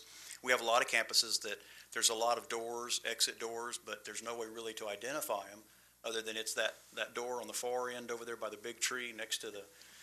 And of course, what we want to do is we want to be able to tell our first responders or ambulance, it's door number 14 on the south side of the building. So we'll work again with our partners to get those doors identified. Inset control, that's pretty much always ongoing. We have some fire ants, and of course they do a wonderful job. They're always working on them. Fencing, we're going to try and prioritize, of course, the fences. There's a few areas, most of them in fairly good shape, but there's some holes in some of the fences. However, some of the fences, I believe, we ought to look at trying to get additional height on them because they're a little low. Crosswalk controls and lighting warnings, those are just a general. Again, we have some crosswalks where we would like to possibly put some flashing lights, a little more warning. And then key access control. And that's just, again, that's kind of tying in with what Mr. Salinas and Ms. Parker are working on. We're trying to move our district towards keyless, so we can control keys. So it'll be much better if we can ever get there. Here's, again, as I like to do, I put them all in here. Each one of these will open, and each one of these is the plan for the individual campus, very specific. And I will be distributing these plans to, of course, the principals already have these, and the assistant principals. I will be working with Mr. Salinas, of course, and his staff. And Dr. Rios has been very, Mr. Salinas, I met with Dr. Rios, and he was just very, very concerned that we prioritize these based on risk, the extent of risk and injury, and then we're able to just make sure and keep him in the loop and a report to him so he can see how we're moving forward on these things. A lot of these things we're not going to be able to, of course, accomplish in 1 year, but I think the goal is that we will continue to, we'll prioritize this year, working with Mr. Salinas and his crews and all of our other divisions, and just see of everything we identified, see that there's a lot of easy ones we can fix pretty quick, and then some of the ones that are a little more difficult, of course, we may have to budget for those, and we'll work very hard to do that. But I do think that the final question in the online survey states, do you feel that, to what extent do you feel that campus safety and security has improved since the last audit? And of course, I'm a little biased, but I think I had to say it to a great extent, because I think we have come a long ways, and I think that we are consistently working in that direction. It's difficult, and I'll be the first to say, obviously, it's an extremely busy group of people. You guys, I understand their time is education, and they're working so hard, so it's kind of hard to squeeze some of these support areas in. But I think that these audits, what we put together, I think they're going to be a wonderful tool for us, because, again, the main sections in each audit are the recommendations. So hopefully we're just going to continue to work against those recommendations with our superintendent and our administrators, and then hopefully improve a lot of them to a great extent. But I think that I really want to thank everybody for their help, all the, obviously, campus people that helped us. So. That's it. Well, thank you, Mr. Sheedy. Thank you, sir. You've done excellent work. I don't know if everyone remembers, it was almost 2 years ago, there were some very specific concerns about security and safety, and that's actually what brought the development of your position, and of course, you into this position. But looking at your presentation, I'm certainly pleased to see that a lot of those things have been corrected and are taking place at the campus, so you're doing a very, very good job. I did notice the non-instructional facility issues, but I think you explained that pretty good. Yes, and we are, sir, as a senior package, you'll see, I'm definitely going to have that. It's a pretty easy one for us to get past. I'll have that taken care of the end of this year at the very latest. We'll have that. Well, those should be easy to take care of. Questions or comments for Mr. Sheedy, Josh? Mr. Overfeld? Mr. Sheedy, good presentation. There at the beginning, you talked about our local law enforcement. There, that you had them walk onto the campuses to see if they were stopped or et cetera, correct? Mm-hmm. Were they in uniform or plain clothes when they did that? No, they were all, that was the intent, sir, that they're all in plain clothes, so they're not identified as law enforcement. Are there any areas where we failed badly in that we can say publicly? We have some concerns. We just have some concerns. Some campuses, again, as with everything else, some a little more than others. Overall, most of our campuses are very cognizant of the fact that if they see somebody without identification, they're reporting. We just want to make sure that they're reporting that sooner rather than later. And of course, those reports, we have those individual reports if anybody would want to look at. Okay. I mean, we can discuss any of the concerns in closed session, but certainly can't share the weaknesses that might invite some intruders to some of the weaker campuses. So that's not that we don't want to share that with the board. We certainly can, but by statute, we're required to do that in closed session.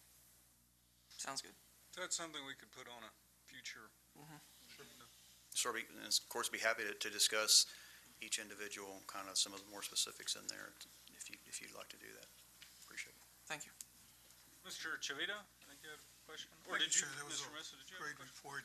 Well, my question to you is that, I noticed that it's the audit, team that you had was composed of people from here.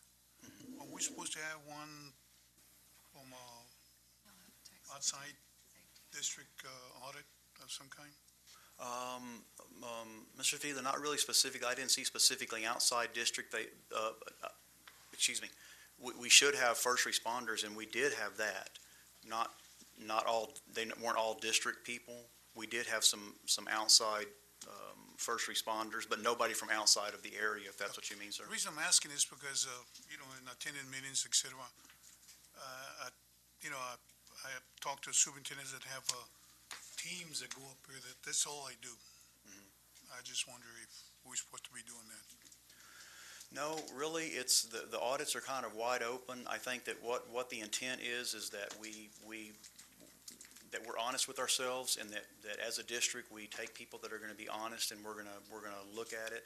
I believe that there is some advantage to having some eyes that maybe aren't at those campuses every day. But I also believe that the people that we work with, I think we did a very good job really of identifying. What they do is they suggest that you use, and we did that on a few of them, but again, scheduling is always so hard. But what they suggest is that, in other words, when I met with at the Safety and Security Committee, we tried to alternate principals so that a principal or an AP didn't do their own campus, they did another campus. So we did try and do that a little bit, but it was mostly all of our own people in-house. Which is great. If that's what it takes, it'll be fine.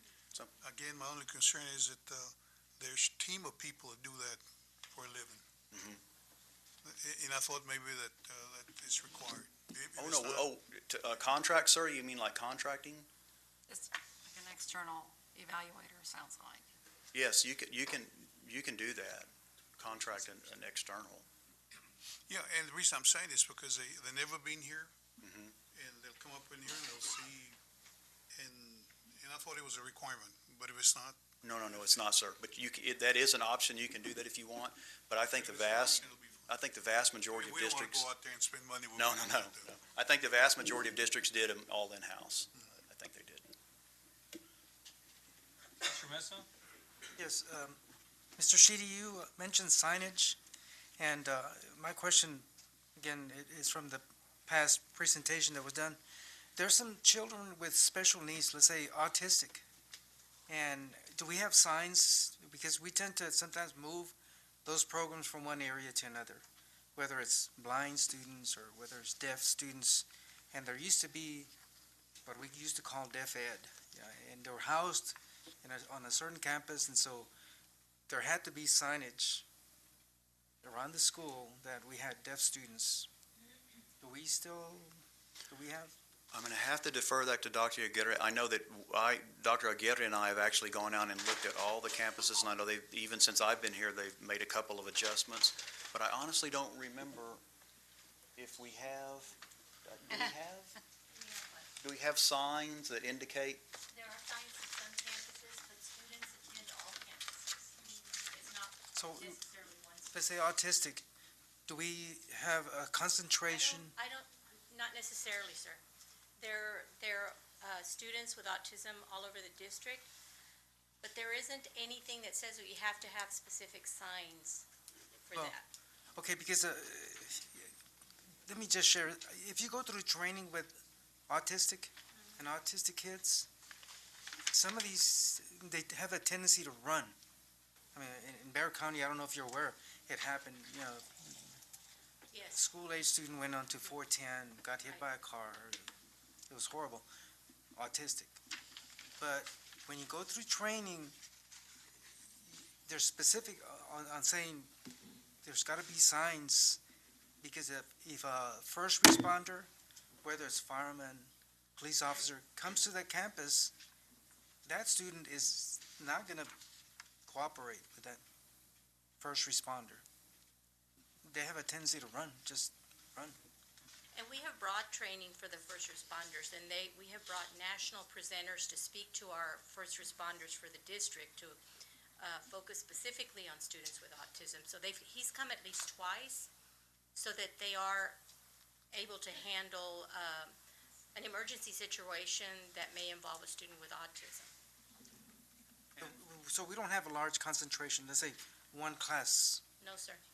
And I do know, Mr. Mesa, that we, actually, when the principals put together their emergency operation plan, that's one of the things they're supposed to do, and they've all been very good about doing that. They've identified, we don't know names, they've identified by initials, autistic, they've identified all special needs children each year on their campus. And in most cases, they have somebody that's already assigned to make sure that if something's going on, who's addressing these specific individuals.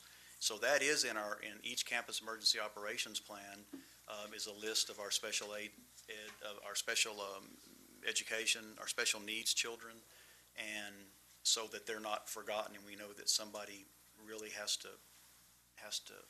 give that extra attention. But I'll look into signs and see if there's anything that we could do to maybe. Sure, we'll look at that, sir. Thank you. Thank you. Other questions for Mr. Sheedy? Oh, Ms. Lozano has a question. Mr. Sheedy, thank you.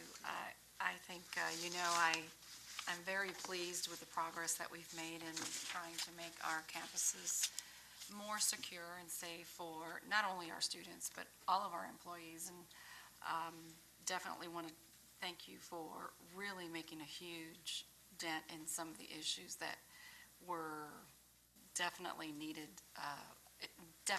improvement. You said something about, that the fire inspection reports, the corrections were ongoing. Then you shortly then after said that you would meet with the safety committee soon to reassess and to help reprioritize.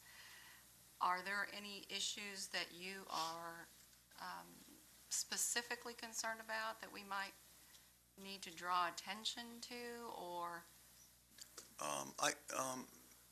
Ma'am, I don't believe there's anything specifically. What we typically do, we have our regularly scheduled Safety and Security Committee meeting. We'll be due in January, and I was just going to go through. That'll be the first chance that some of them get to see other campus. They'll get to see some of the other campus concerns that we addressed.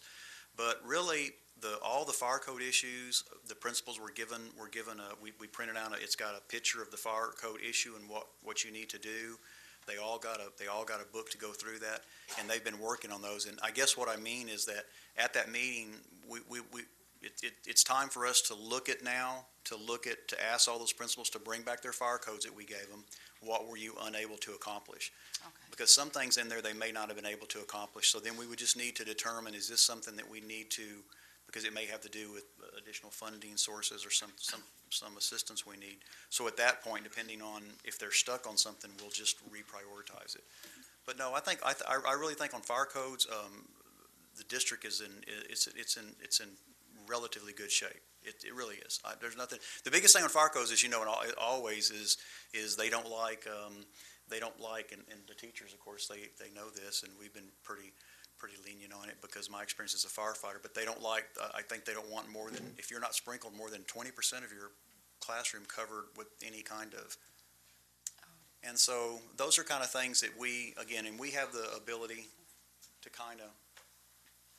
And there's been situations where they've had Christmas lights that are lit up, so of course that's kind of taken it to a different level. So we've had them take down lights, and they've worked wonderfully with us. But I don't think anything is major. Okay, really. great. I was just concerned about what that might be, and if you actually did require additional funding to make sure that some of those corrections were actually implemented and rolled out. Yes, and I hope that we'll be able to work with Mr. Salinas and, of course, our superintendent as we move forward on these, and some of the things that may require that additional help. Then, of course, we'll bring those forward. Perfect. But most of the things are housekeeping, actually. Okay. So most of them really aren't expensive at all. Great.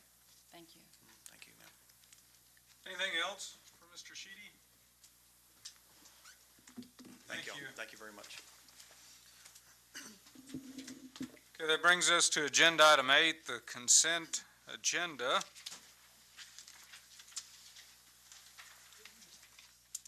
Does any board member wish to pull any items from the consent agenda for discussion? Or any quick questions? As you know, one motion will dispense with the entire agenda, the entire consent agenda.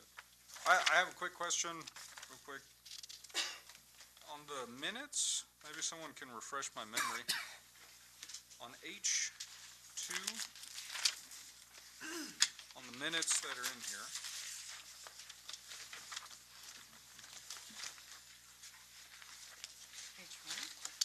hold on. I'll find it.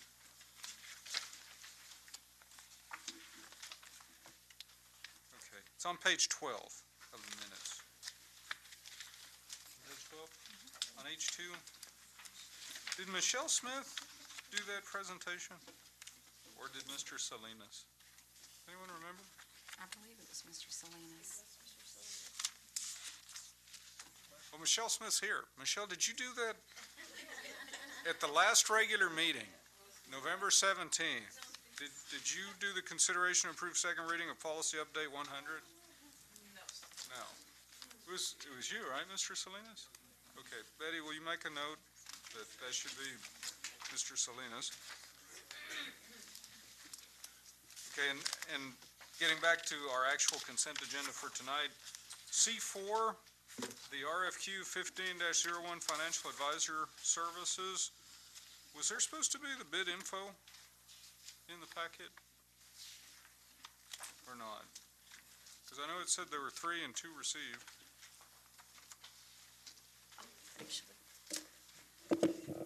Good evening, Mr. Garabedian, Dr. Rios, board members. The bid packets were not included. We did the evaluation, and that's where we recommended the company that's listed. We just wanted to make a note that we sent out 3 to the companies that we did know of, and we received only 2 responses.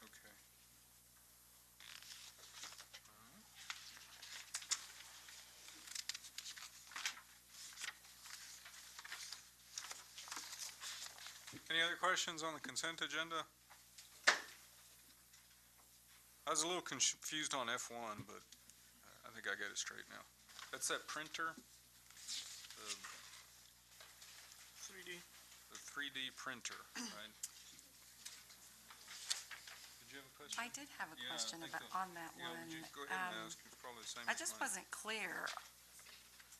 What it- Are the plans to purchase more than one or only one? Yeah, was my question, because it looked like there were several Right, different. and different options. proposals. Mr. Garabedian, Dr. Rios, the idea is actually, even though 3 were actually submitted, we're going with the middle one to actually provide the additional services. That makes sense. That's fine. Yeah, okay. And was that what Ms. Valdez was stating, the others didn't respond, or no? No, Mr. Garabedian's question was on the Okay. This is then what was deemed to be the best for the department? Correct. We looked at all the options, and we felt that the second one provided the additional suitable support that is needed for Project Lead the Way engineering courses. Thank you. Other questions on the consent agenda? We good on that one? Okay, if there's no further questions on the consent agenda, is there a motion to approve the items on the consent agenda? Ms. Lozano has motion, Mr. Chavita has second. All in favor by a show of hands? Unanimous, motion carries. As is the custom, there was a memo with the list of donations. Is there a trustee who would like to read the donation list tonight? Mr. Overfeld, thank you for volunteering. Okay, I'm going off the list that's here in the little packet there, so if I get something wrong, let me know. Exposure Marketing and Promotions Incorporated, Ford Drive for your school, $6,000 to Delray High School Athletics.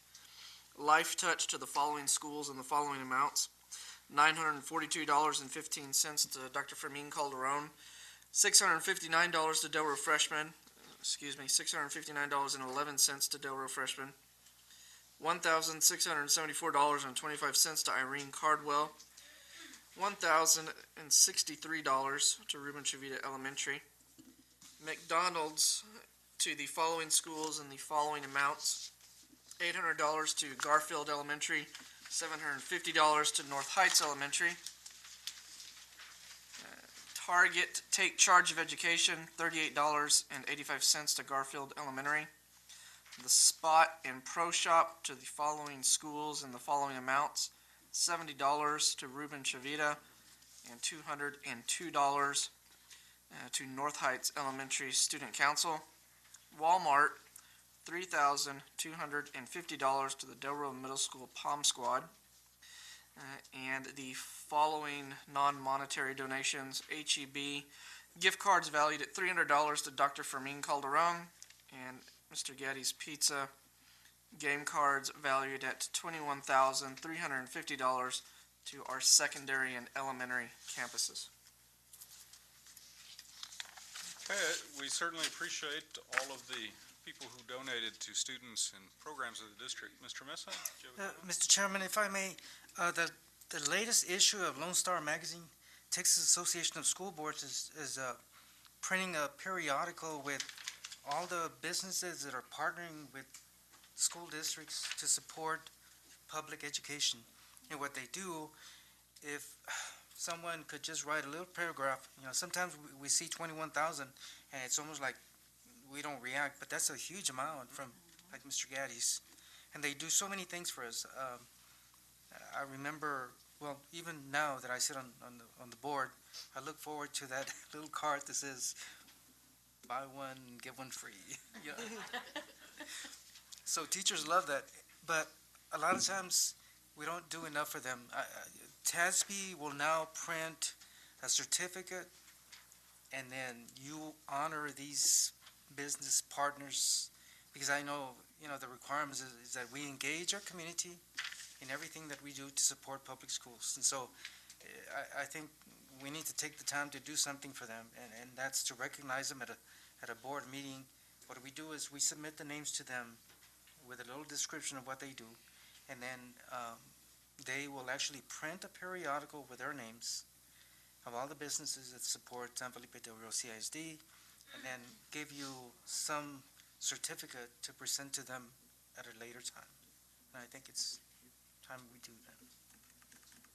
HEB, and there's so many. Sounds like a good idea, something to look into. I think we ought to do. Because I know policy tells us to recognize them, and I always wondered, was there a time when we didn't? And even sometimes I think it it was seems at the last very little. meetings that we had. It was mentioned as, to have some kind of a program for them at the end of the year, or towards the end of the year, and make presentations. Maybe that would be a good thing They'll send you to recognize them as a whole.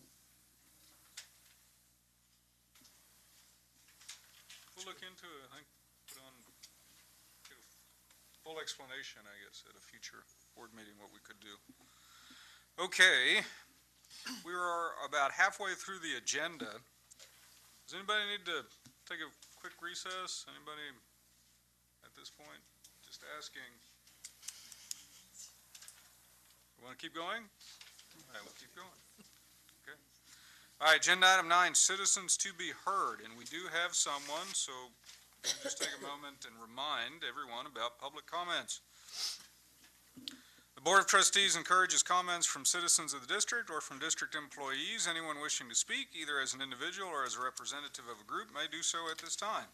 The Board of Trustees asks that comments pertain to public education issues and be no longer than 5 minutes. Please remember that the Board of Trustees may not discuss or act upon any issue that are not posted on our agenda for tonight's meeting. If an issue mentioned is listed on tonight's agenda, the Board of Trustees will defer discussion until the appropriate time during the meeting. Complaints by students or their parents may be heard in accordance with policies FNG Legal and FNG Local. For employees, complaints are heard in accordance with policies DGBA Legal and DGBA Local. Citizen complaints are heard in accordance with policy GF Local. All should follow the chain of command, and if a resolution cannot be achieved administratively, the person may appeal the administrative decision to the Board of Trustees as a properly posted agenda item. With that said, I have an audience participation sign-up sheet for Mr. Michael Wormstein. Is he here? Mr. Wormstein? The floor is yours.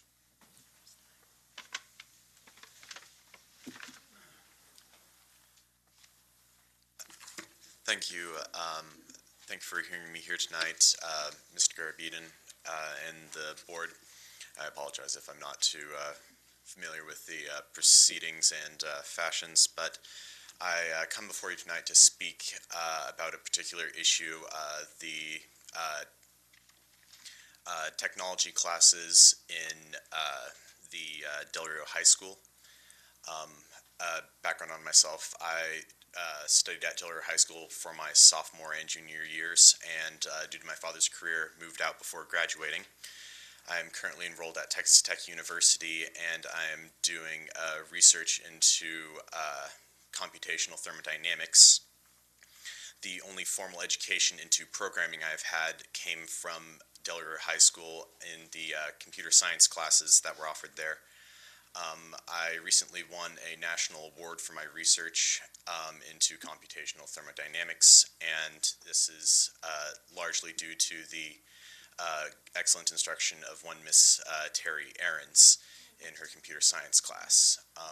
The field I'm currently working in deals with the overlap of chemistry and computers, and I was interested in neither of those topics until I studied at Del Rio High School. The point of this discussion, however, is I would like to encourage the school district to continue to offer these classes, which are not explicitly required on the degree, and the AP Computer Science class, for example, while you can earn college credit for it, at my particular university, it does not, in fact, apply to any kind of degree beyond elective. So while these classes would not strictly be necessarily, they're not necessary to offer, and they typically have low enrollment, I would like to encourage the board to continue to foster opportunities such as those I've enjoyed by continuing to offer these low enrollment special interest classes. Thank you. Thank you.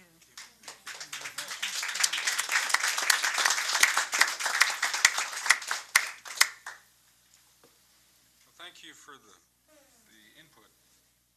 Important. Okay, that brings us to agenda item 10. First one is A, consideration to approve resolution to fill an existing vacancy on the Board of Directors of the Val Verde Appraisal District. Dr. Rios is going to remind us, I guess, reiterate the long and winding road that has brought us here. Go ahead, Dr. Rios. Mr. Garabedian, board members, you all will recall the last time we nominated board members for the appraisal district, Mr. Alfredo Carranza mentioned to us that he would only serve until some business with the appraisal district was closed, and that he would stay on, but certainly did not have an intention to complete the whole term. Mr. Carranza, working with the other board members of the appraisal district, finished the business that they had to and brought some resolutions, but now he's been ready to move on, and he has submitted a letter of resignation effective the end of this year, calendar year, the end of this month. I have taken the liberty of visiting with the other entities because everybody is able to recommend a replacement. The other entities have assured me that they will not recommend an entity and that they recognize that Mr. Carranza's vacancy belongs to the school district. With that in mind, we reviewed different candidates that for one reason or another could not serve. Either they didn't have the time, or because of their employment, they worked either for the county or the city or someone else, and that keeps them from being a viable candidate. Since then, we have come up with one candidate who has accepted the the position, his name? He's willing to do it, and again, I think all of you know, we just went through a list of sort of never-ending people, and so we're very fortunate that this individual, who is certainly well-educated, well-known in the community, has kids in the district, is willing to do it. Mr. Jim Perry is willing to take the position. I think we'd be very fortunate to have him do it. I think nearly everyone knows Mr. Perry. He and his wife have, I think, a son or a daughter that graduated recently, another one in high school, I think. A very prominent family, educated, I think do an excellent job. So, anything to add to that? No, I just want to assure the board that every name that was provided by any board member or myself was fully explored.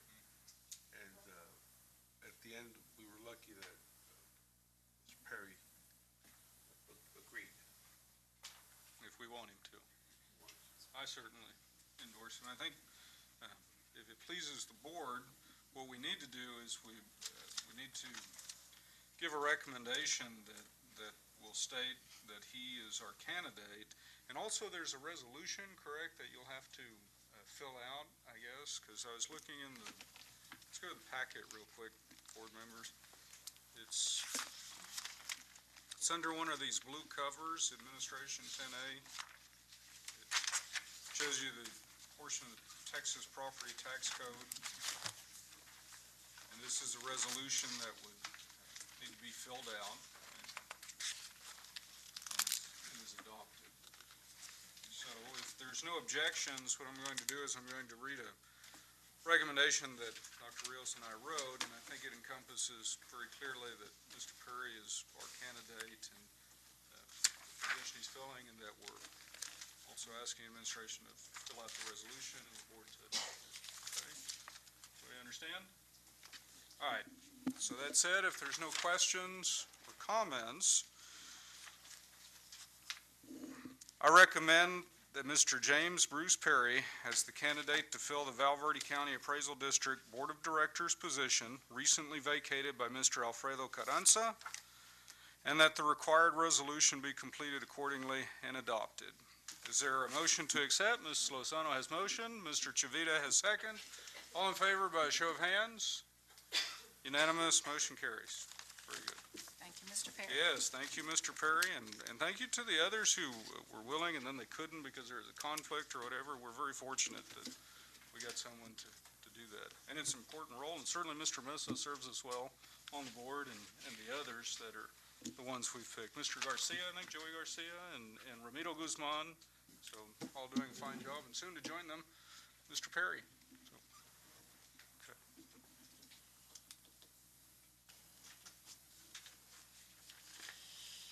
Okay, that brings us to agenda item 10B. Chapter 313, tax abatements. Research-based reasons why the San Felipe Del Rio CISD Board of Trustees and Administration should exercise extreme caution if asked to consider an agreement. This is something I want to bring to your attention, but I need some help. Can I get someone to run the computer? Okay, if you go to the desktop, Dr. Garza, the desktop. The desktop.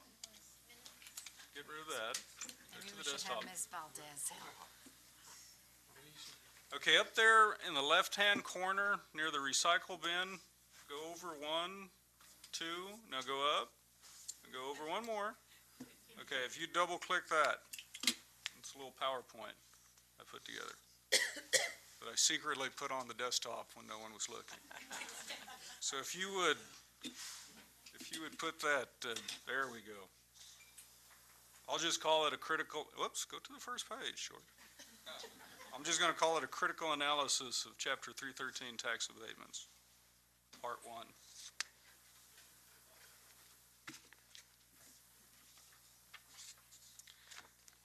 This is why I'm bringing it to your attention. I want you to be aware of a few things. You may be already, and if you are, that's great. As you know, It was at last month's meeting. There were a couple of representatives from energy companies, or one representative from an energy company, one who was a no-show, and Mr. Popinski from Moak and Casey, who gave presentations, and very good presentations. But here's some things I think the board and administration need to be aware of. And this is based on some research I've done recently involving both what we would call secondary research and primary research. One of the first things I was looking at during the run-up to those presentations and then in the weeks after came from a place called the Center for Public Policy Priorities. Dr. Garcia, if you go to the next slide. And I have copies of all of these documents if you like, and I'm going to show you where to find the most important document in just a little bit. The Center for Public Policy Priorities is a think tank of sorts, and about a year or so ago, actually a little bit more than a year ago, as the legislature was discussing the extension of Chapter 313 agreements, and there was kind of an ongoing battle in the legislature about should they be extended or should they not, this group pointed out some of the problems with the program. There's an April 30th, 2013 publication entitled Extending or Expanding Chapter 313 Without Proper Oversight Would Cost Texas Billions. And the person who wrote that article is Dick Levine. And among some of the things he said that I think are noteworthy, he says Chapter 313 has many shortcomings which have been identified repeatedly by both the Legislative Budget Board and the Comptroller. So this is nothing new. This isn't the past year. Apparently this goes back about 7 or 8 years. What? No, not yet. A few of the examples that he pointed out, and I'm reading from that document, that publication. And a 2010 analysis by the Comptroller made some specific recommendations. This is several years back. One of them was mentioning of the perhaps a need to eliminate supplemental payments by companies to school districts. And in Levine's article, he points out that companies seeking school district approval for an abatement agreement routinely offer supplemental payments to the district as an incentive to grant an abatement. I think that's something we understand.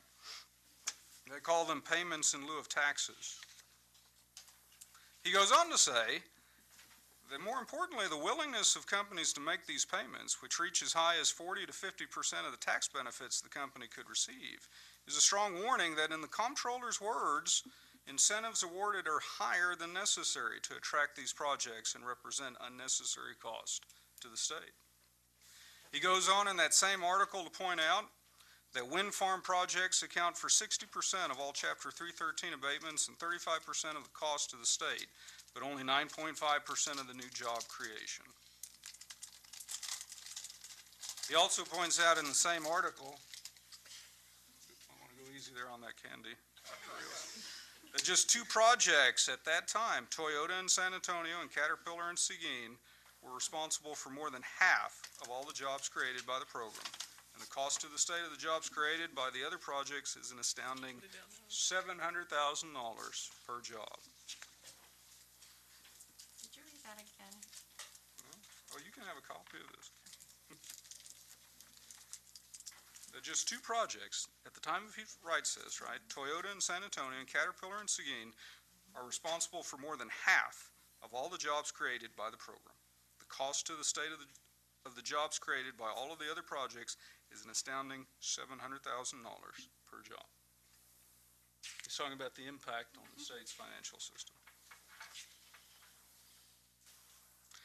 A 2003 study, same article, of local property tax abatements by the Comptroller entitled Texas Economic Development Incentives, March of 2003, Chapter 2, concluded that in 1/3 of the cases studied, and this is a quote, there was a sizable probability that the same growth observed as a result of the tax abatement would have been seen without the abatement.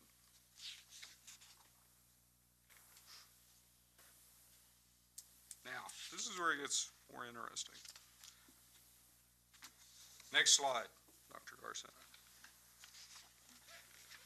Let's move forward in time to this year. A publication called Big Bend Now, which is a website, apparently, and again, I have that if you want to see it, There's an April 24, 2014 article entitled Marfa ISD County Approved Tax Abatements for Solar Projects. Not the one that was going to present to us, but another solar project out near Marfa. Written by John Daniel Garcia, and he reports, among other things, that it passed by a 4-to-1 vote by the Marfa ISD Board. It passed Presidio County with a nay vote by the County Judge Paul Hunt. And some of the reasons for those individuals' opposition were this: that school board member, the only one that voted no, apparently was, her name is Mahala Guevara, who's a certified public accountant. And in that article that I'm referencing, she was quoted as saying that she estimated a $353 million yearly net income for the companies that they were looking at, which would each see under $300,000 per year in saved taxes. And apparently she thought that the fact that a company with such a high earning potential cannot forego an additional $300,000 in taxes, she said, is not reasonable. It was interesting to note that in this article they talked about how the companies had commented that if they didn't get the tax abatement, they'd move on.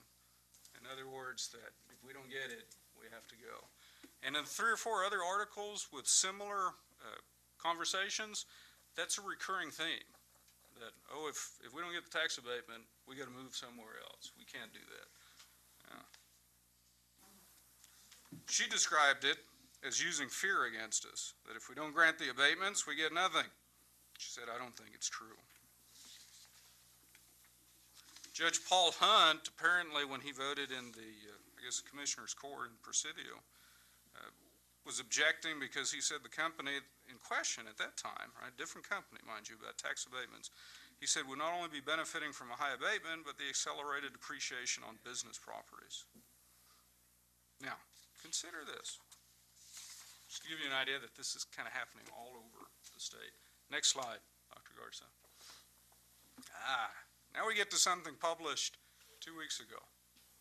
State Auditor's Office, John Keel, that's the Chief Auditor for the state of Texas. An audit report on selected major agreements under the Texas Economic Development Act.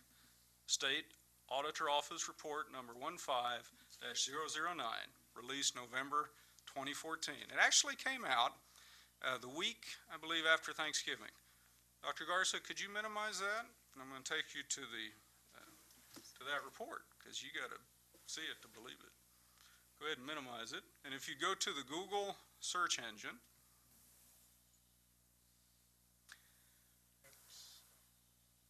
let's go to Google.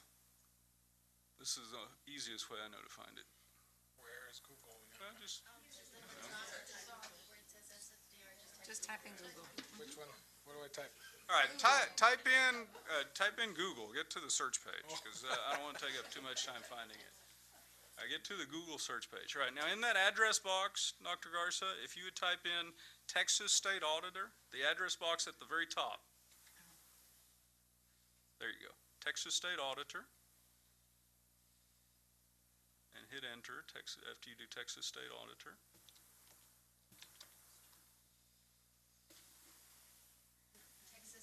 Texas State Auditor. Too much pressure. He's only good at multiple choice. Texas State Auditor. Texas State Auditor. 3 words. Texas State Auditor. Man. Send the CFO in. Yes, I think you've been relieved of your... No, I'm not gonna get away from that. Space. And then take off this right at the. You're not gonna beat me. Go sit down. You're not gonna beat me. Have it. Just wipe out what's in the address line and just type in Texas State Auditor. That's the easiest way to find it. Okay, and then hit enter. Okay, now hit the State Auditor's Office. Okay, now it's about the 4th one. See where it says an audit report in the middle on selected major agreements? Hit that. Now scroll down all the way and hit where it says download the report. All 121 pages. Yes, I printed it. And read it. Okay? All right. So State Auditor Office Report 15009, which you're looking at, 121 pages, released approximately 2 weeks ago to the public. There was an article in the Dallas News, which is apparently an online component of the Dallas Morning News, an article by Robert Garrett entitled "Audit Criticizes Texas Economic Development Program Run by School Districts." It was published on November the 20th. He's referring to this audit. Everybody follow? And he said, Robert Garrett said in part, quote, "The school districts in those communities passively accepted companies' investment in job numbers," based on his reading of the report of this audit. He also pointed out that the audit said, "Nor did the comptroller's office provide any background materials to support its findings that without tax breaks, the companies wouldn't have come to the 4 communities," the audit said.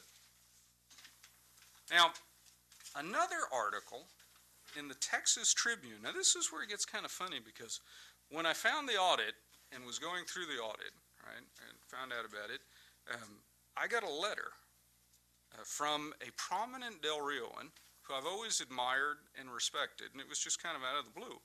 And she sent me a copy of this article from the Texas Tribune, because here I was reading this audit thinking, you know, it's pretty scathing, and am I the only person who's read it? Well, apparently other news agencies were covering it. So this individual sends me a copy of this article in Texas Tribune, written by Aman Batheja, an article entitled "Audit Says Little Oversight for School District Tax Breaks," and it was published on November 21, 2014, in the Texas Tribune, pointing out that between 2005 and 2013, school districts have lost $905.2 million in local tax revenue due to the tax breaks, while the gains in local economic development are murky at best, according to the audit. Have you read the audit?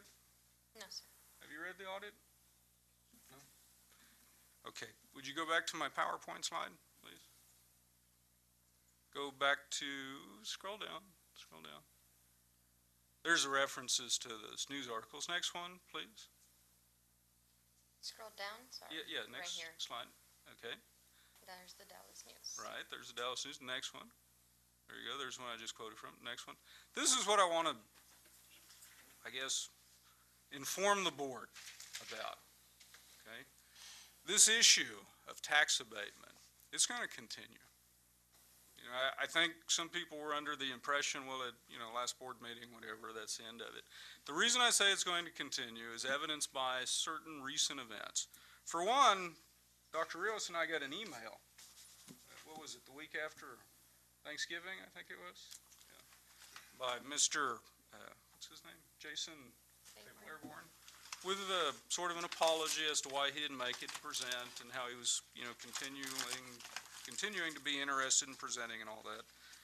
As many of you know, there was a presentation made by his company to the City Council. This issue is something that the board is going to have to deal with, because when you look at what these companies, whether it's these affecting Del Rio or the one that was out in Marfa or the other 200 or so around the state, what they want in those tax elimination or those tax abatements is mostly achievable through school districts. In other words, if you look at your tax bill, which I'm reminded of because I got to go pay my tax bill this month, most of the taxes, right, that we pay are going to the school district. You understand? Does everybody understand what I'm saying? So, like the county of Val Verde, if there is something similar that the county could do in terms of tax abatement, dollar-wise, it's not near the same as the school district or the city, for that matter. Everyone follow, board? Mm-hmm. See, my opinion, and it's an opinion only, is that they're going to continue to ask. They're going to be back. I think they said as much in the newspaper article of a couple weeks ago when they presented to the city council. Now, I'm not trying to tell you what to think or what not to think, but I'm trying to give you a heads up. It's not going away. I mean, you have the chief auditor of the state of Texas writing a scathing report about tax abatements in general on the heels of kind of a round of tax abatement inquiries. If you look at the audit by the chief auditor, John Keel, One of the things he points out is what I would describe as the Chapter 313 process being problematic. I would hope, I guess is the word, that maybe y'all will read the audit over the Christmas holiday. I think it would be revealing, to say the least. In the audit, Mr. Keel talks about how many of the agreements that he looked at, and he includes agreements at Austin ISD, Fort Stockton, I think there's 4 or 5, Palacios Independent School District, Sterling City. He points out in his audit that he felt that the oversight really could be strengthened, because many of those agreements relied primarily on self-reported information that the businesses certified about number of jobs, about the amount of money, those types of things. Was I correct in understanding from Mr. Popinski's presentation that a consultant like that, right, like Moak and Casey, that they represent the district if there were to be something like that, yet their fee is paid by the company. By the company. So I didn't mistake that, right? No. That's a very curious scenario.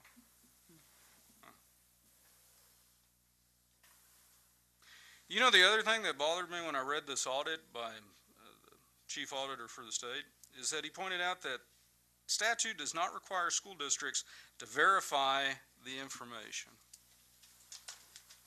And the districts he audited, and I'm reading right from the audit, did not perform the verifications. There's all kinds of stuff in this audit that I think is revealing. Not only about the verification process, but he points out discrepancies in applications versus agreements. I was struck by the 10-job comment. Apparently that's like a minimum according to the law. So, for me it's easy. I think I've taken enough criticism from it, but I don't really mind. For me it's a philosophical question, perhaps even a moral question of fairness. I just don't think it rises to the level that I'd ever be comfortable with. But what I would hope is that the board and administration would read this audit and see what John Keel had to say in his audit. Do you want this copy? Anyone want this copy? I do. It's highlighted already. It's already highlighted, so it's easy reading for you. You're going to make me read it over Christmas. I want the highlighted version. So as the agenda item said, all I wanted to do is give you some research-based, both secondary and primary. Chief Auditor of the state of Texas, that's a primary source if there ever was one. Reasons I think that board and administration should exercise extreme caution if asked to consider an agreement. I'd love to make copies of the 121 pages for anyone who wants to read it, but you can find it online too. You can have that copy. Thank you. Any questions? Mr. Chavito? Yeah, definitely. I'm glad you wrote that article. But there's a lot of other articles, and I advise everybody to look into it. All you have to do is Google, and there's a bunch of them, pros and cons. The one thing that I want you to take note is that if, for example, if it comes up again, which more than likely will, we're only agreeing, first of all, the company will pay the fee. They have to make an application. They have to go through the process, and then if, for example, if we were to agreed on it, you're not doing it. It has to go through to the controller's office. They will analyze it out there, and that's what I read just yesterday. And then they'll give us some information on it. There's a gentleman that I know from San Antonio. Well, actually, I shouldn't say that I know. I met him once or twice through other buddies of mine from San Antonio. His last name is Howard, Mr. Howard, and he's with the board of there in San Antonio, CPS Energy Company. And there's a lot of other people that we ought to talk to before we make any commitment, before we even say no, because that could be, I would really hate to hurt the district in any way, either by not getting some money from that tax. And I need to really sit down and maybe with Mrs. Valdez and understand actually how this taxes, how this 10-year abatement works and all that type of thing for the first 2 years, and then all the way through and at the last, what they be paying, because their company is gonna be there longer than 10 years, longer than the abatement that we're gonna give them. So, there's tax money to be made. There's also, other monies that will come through, and I don't quite understand the whole thing, but I guarantee you I'm gonna learn, because it's something that could be good, but then again, it could be bad too for the district. So we need to look into it and really study it and talk to people and see what we can do. Because, anyway, the process for applying for this abatement, it has to have been by September the 4th. I don't know why they're coming to us. And it has to be done for the year for the next year. And the other thing that I read, that, I think I have the date here, by 12/31/14, that's gonna be the end of this, abatement process. There's a bill that's going to be introduced, House Bill 3390, that will extend it for another additional 10 years. It hasn't been done, so we might be just prematurely worried about it, and it might not come to be. Because not only will it have to be a House bill, but it'll have to be a Senate bill too. So anyway, we need to look into it and see what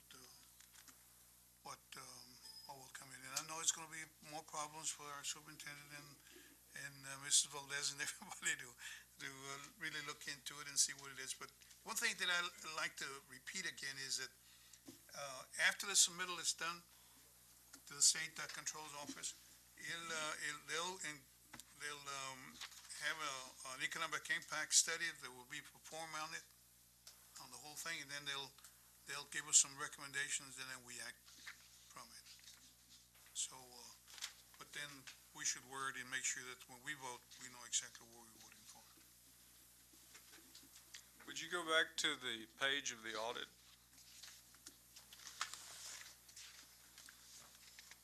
The what page? Yeah, to that page, to 121 pages. Oh, okay. The oversight, or the problems of oversight by the Comptroller's Office is also mentioned in the audit. I think that's probably why it's 121 pages, because it looks at all of the process, not just what the districts that were audited did, but also in the Comptroller's Office.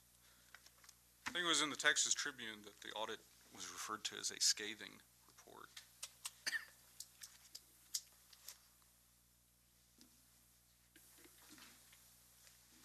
There you go. See what John Keel, Chief Auditor, has to say. Mr. Chairman? Yes, sir. One more thing, the South End Independent School District, they operated under the Chapter 313, and up to now, but it's not with. I just wanted you to read into it, because that one is with Toyota, and Toyota has given South End a heck of a lot of money. Their foundation got something like $4 million, something like that. So there's a lot of things that we need to look into it. Again, and let me say this, that I'm not for it or against it. Right now, I feel like I need to be open-minded and look into it.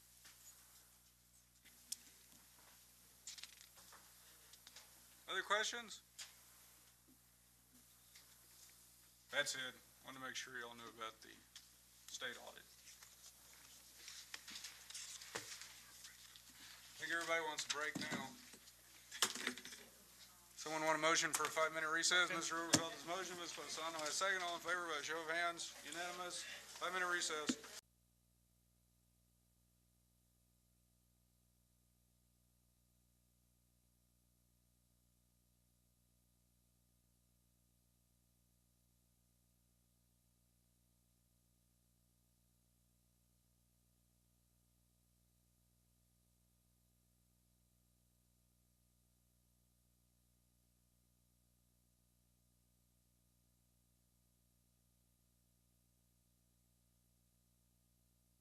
Okay, I think everybody's back.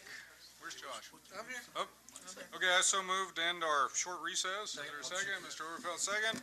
All in favor that our recess is ended? Unanimous? Okay, recess is ended. We're back in session. Now that I have gotten through agenda item 10B and encourage everyone to read John Keel's audit, which is available on the state auditor's website, brings us to agenda item 11, curriculum instruction. A, consideration to approve submittal of the Head Start bylaws, written plan, and procedures. Mrs. Linda Wanawato Webb is presenting. Mrs. Webb?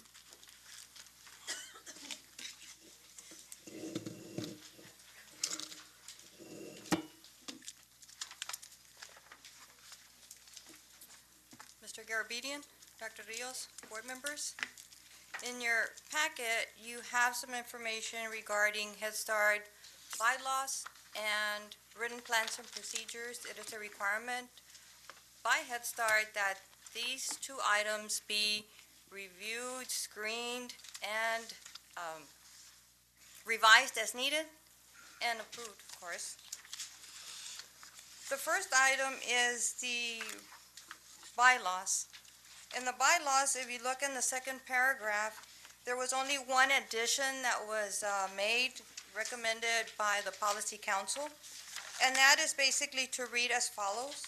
The Policy Council will be composed of parents, and the added part was and/or legal guardians. That was the only addition. Everything else remained the same.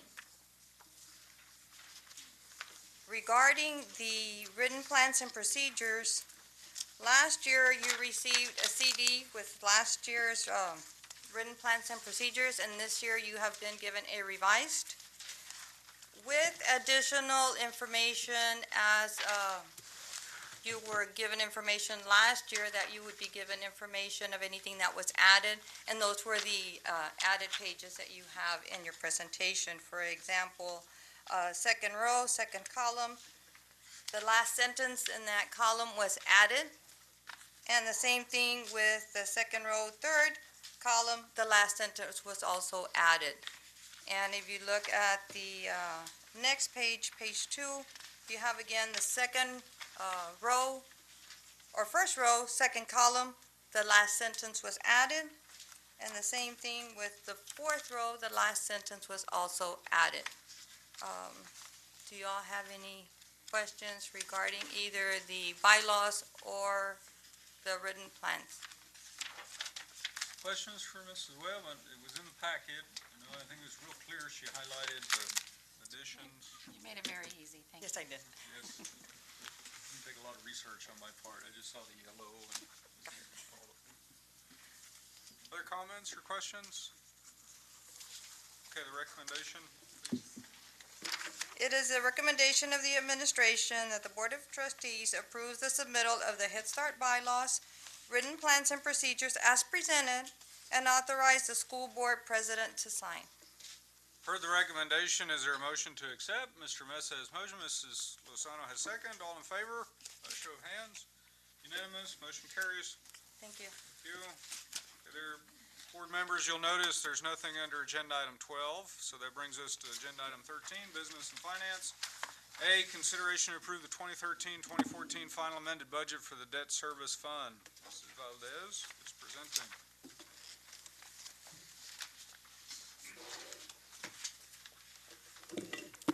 Good evening, Mr. Garabedian, Dr. Rios, board members. In the Debt Service Fund financial report that was presented at the August 28th special called board meeting, we had recorded the interest expense portion of the refinancing of the Series 2005 debt under other uses. We have since then received additional guidance from our auditors and confirmation from TEA to use GASB 65, which is a later released document where we would need to record the interest expense portion at a functional level. I included the financials. The one that's titled original was the format which it was approved on August 28th, and the one that's titled GASB 65 would show you where we would have the budget approval that we would need in order to be in compliance with CE local. Are there any questions? Any questions for Ms. Valdez on this item?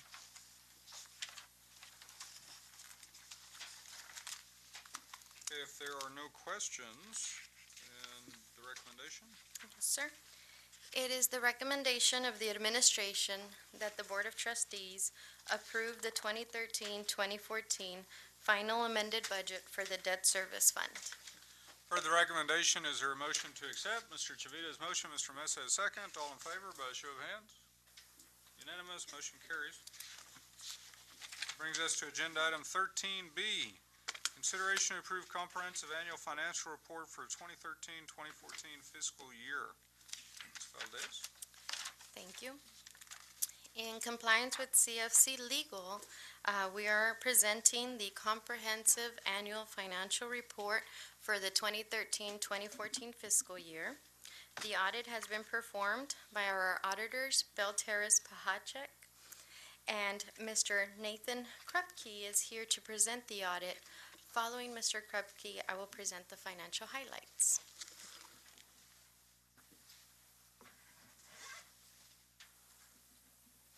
Good evening. Pleasure to present your financial report to you. Just going to go over a couple of quick highlights that we always present when we present the financial highlights from our perspective as your auditor. And so I'm going to be looking at 3 pages within your annual financial report. And if you have additional questions beyond that, I'd be happy to answer that. The first page I'm going to be taking a look at is page number 8, which presents our opinion of your financial statements. And this is why you have hired us as your auditor to find out what we think of your financial statements. And what you'll find here in the multiple paragraphs is what we call an unmodified opinion. It means that we're giving you the highest level assurance as auditors that your financial statements are free of material misstatement and that they have all the required disclosures as required by generally accepted accounting principles. It's basically a lot of technical jargon to say that we're giving you the best news that we can give you as your auditor, that your financial statements are clean and in good condition. And so that's good news for the district. The second page I'm going to take a look at is page number 23.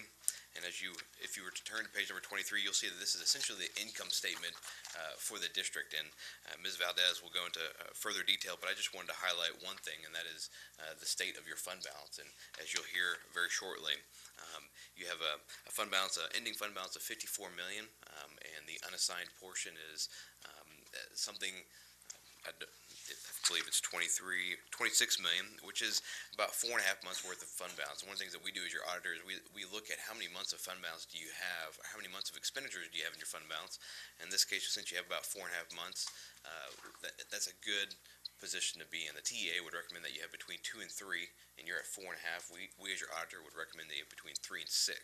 And so you're right in that recommended range, and we continue to encourage you to keep watching your finances, as I know you are, especially with Texas school finance. You never know what's going to happen with the legislature. And finally, the last page I'm going to look at is on page number 91, which is basically a summary of all of the audit results for the district as presented by us. One of the things that we're required to do is look at all of the federal funds that you receive from the TEA and the federal government and choose some major programs year after year and really dive into those different compliance requirements. And we're, again, pleased to report that having done all those additional procedures and looking at all those additional compliance requirements, that the district did not have any findings. And so that is good news for the district as well. It's really a testimony to all of your staff that they are doing a great job keeping up with all of the requirements and then following through on abiding by those requirements. And so that is most certainly good news for the board to hear. Essentially, that's my quick snapshot of what we have done. We obviously have done quite a number of procedures in order to ensure that your financial statements are in good working order, but I'd be happy to answer any other additional questions that you might have as it relates to the audit. I have a question, but I don't know if I should wait for the financial highlights or ask it now. It was about there's a point in there about the change related to the pension fund. Yes. Can you elaborate, one of you or both of you elaborate on Basically, that's related to another, as you heard earlier about GASB 65. There was some additional statements that have come out called GASB 67 and 68. 67 relates to how TRS is required to report their pension reporting on their side as part of the state. GASB 68 is what will be related to the district itself. what's going to happen is that essentially the TRS will provide all the information that you're supposed to put in your financial statements, so that essentially because they're providing all the actuarial services as it relates to your pension requirements and things like that. So there's just going to be additional disclosures. You probably saw a voluminous kind of manual letter comment that just kind of gave some background and additional insight as to what's coming your way. We're related to GASB 68. It's just going to be some additional changes. We don't believe it's necessarily anything too alarming. It just new changes that's coming across all governments related to GASB 68. I'm sure, hopefully that helps a little bit.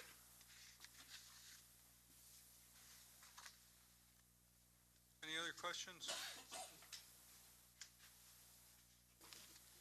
I probably have more, but let's go to the next stage. I'll think of my questions.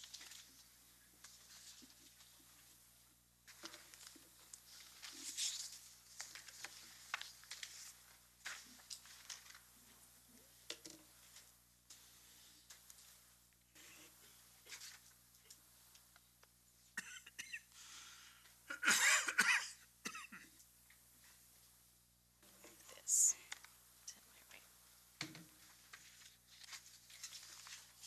Okay. Well, good evening again.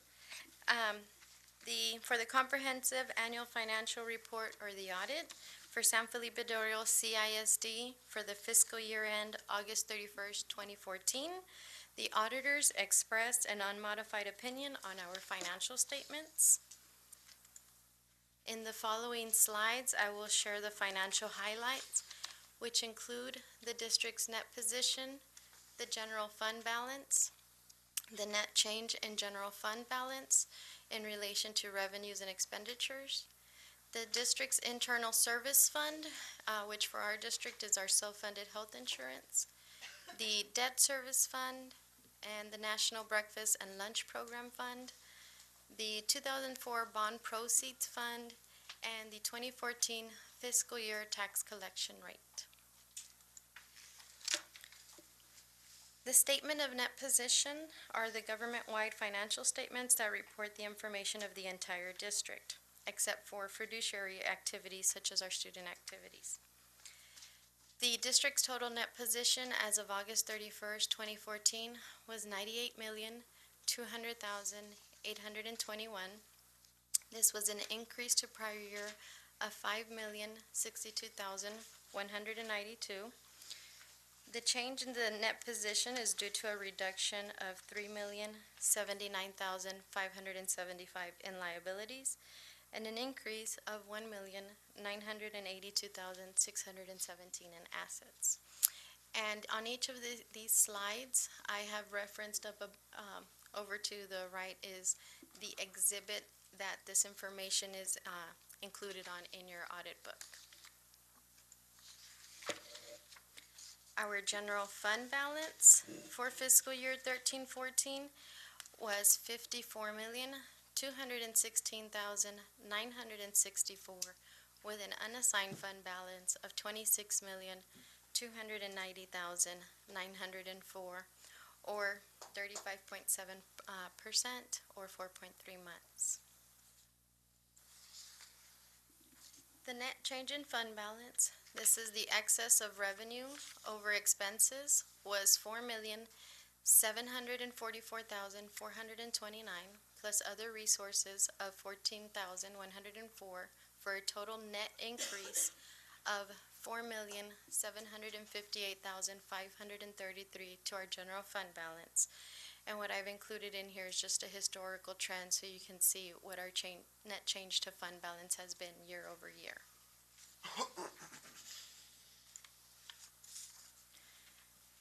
On our general fund revenue, for this fiscal year, we recorded total revenues of $78,504,289.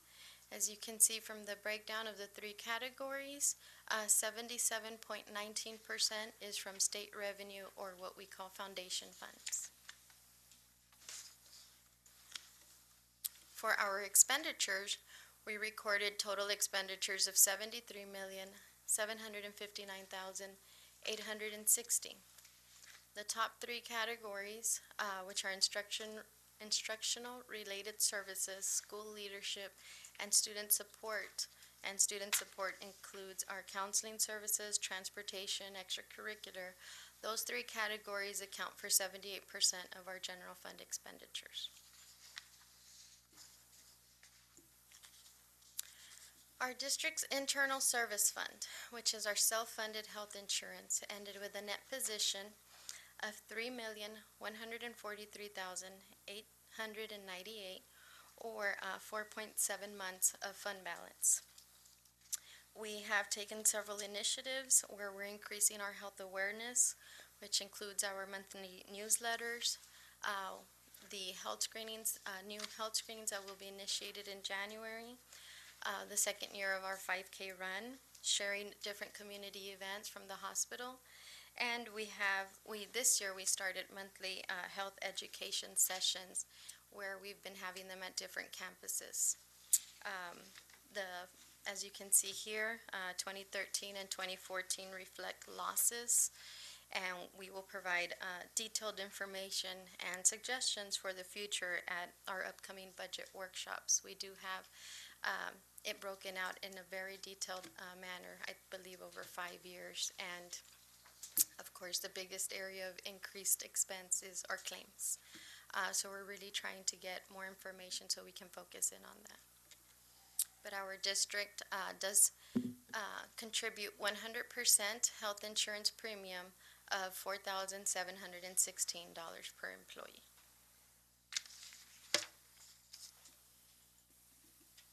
On the debt service fund, the fund balance is $1,268,891. This is an increase of $202,959 for this fiscal year. And just as an additional note, the refinancing of our 2005 debt resulted in a net savings of over $2 million, or approximately $185,000 per year. And from the 5 years included in here, from 09-10 to 13-14, our INS tax rate has reduced by 0.027 cents. On the Child Nutrition Program Fund, the fund balance is $823,996. This is a decrease of $167,848. The fund balance includes $418,077 in inventory, which would be then an available fund balance of $405,919, which is less than 1 month of a fund balance. For our 2004 bond proceeds fund, which has 2 issuances, and they're reported under Fund 617 and 618. For Fund 617, which the last project that it's mainly included in these expenditures is the Buena Vista Gym. After the Buena Vista Gym, we ended with a fund balance of $843,295. And the other portion of the 2004 bond proceeds is the Fund 618, which has a fund balance of $2,690. The 2013 fiscal year tax collection rate is 99.69, with a current year collection of 95.18. I have included the prior year trends as well, plus our prior year collection in the 13-14 school year is at 4.5%. Our tax collections increased by $959,732, and the tax levy increased by $921,378. This is one of the indicators on the first rating, and we have to exceed 98%, and as you can see, we are.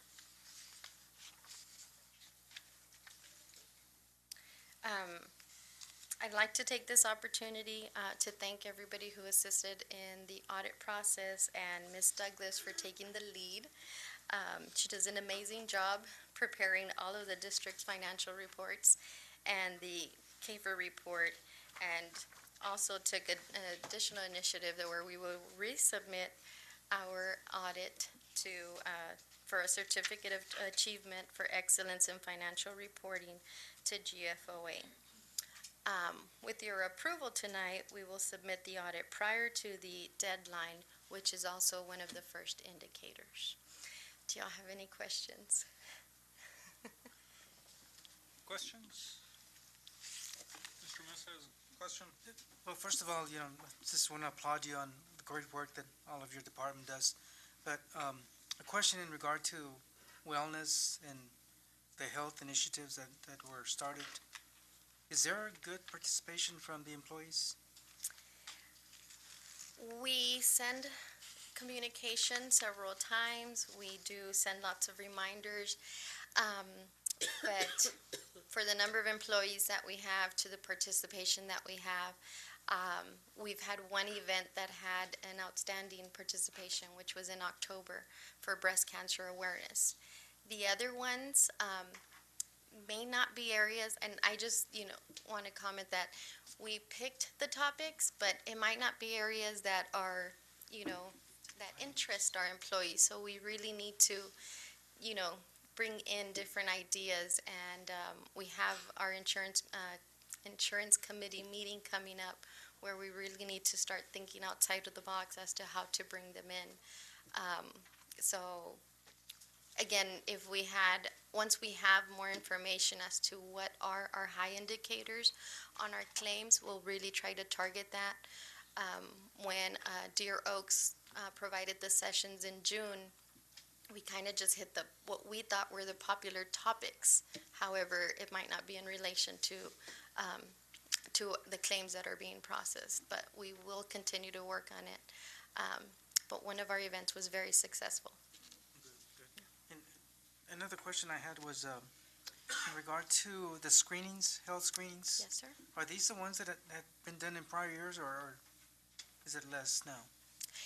The health screenings, it's a very good point that you bring up. In prior years, a company from, I believe, Wisconsin, or just from another state, would come into the district and have health screenings on site. However, that was costing the health insurance fund over $200,000, and we weren't receiving any kind of information in return for this large investment. So we started different communications with them and with TML. And what TML proposed was one of the items that was included under consent was health screenings are 100% covered for the employee. So what TML's proposal was that we continue to monitor, but actually monitor these health screenings by having this new process in place. The employee still has access to free screening. It will be with their doctor instead of on site. A lot of employees were commenting that even though they did it on site, their doctor was still requesting a screening done at their office. So we saw it as an additional cost, and it was not giving us a return on our investment in order to be able to focus in on our employees' needs. Thanks. That's all. Questions?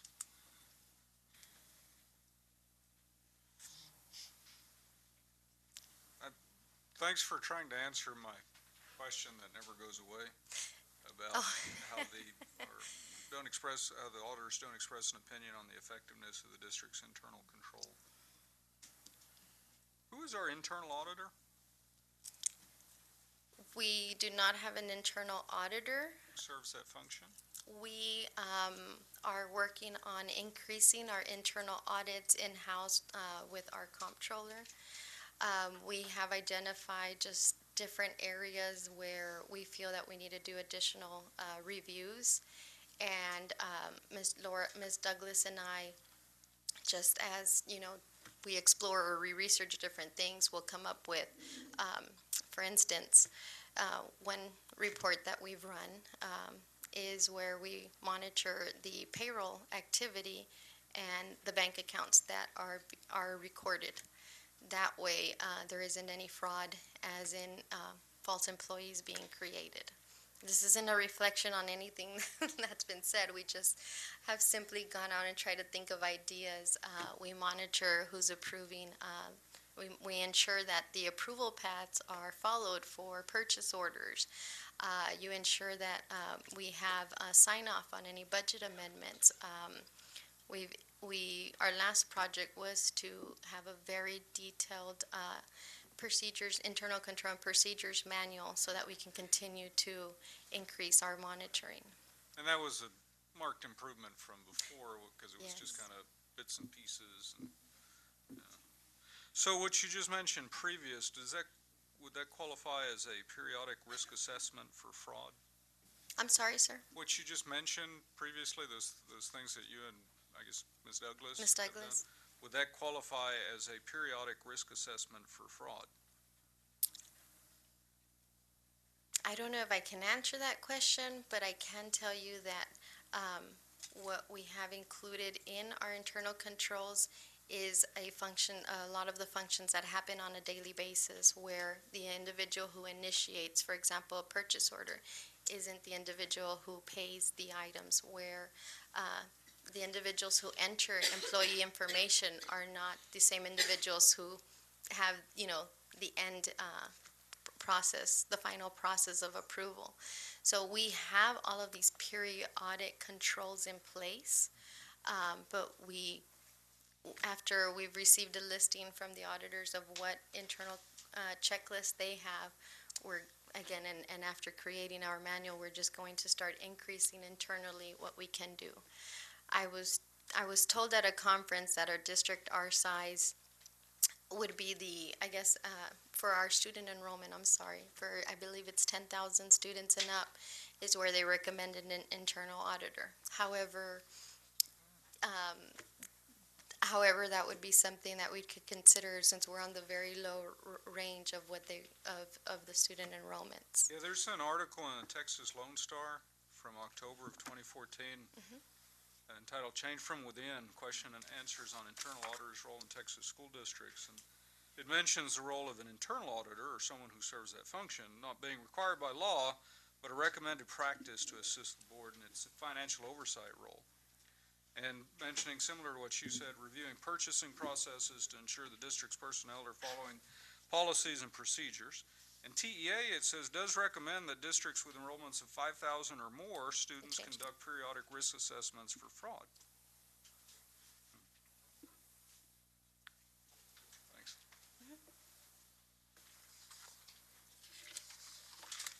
Other questions?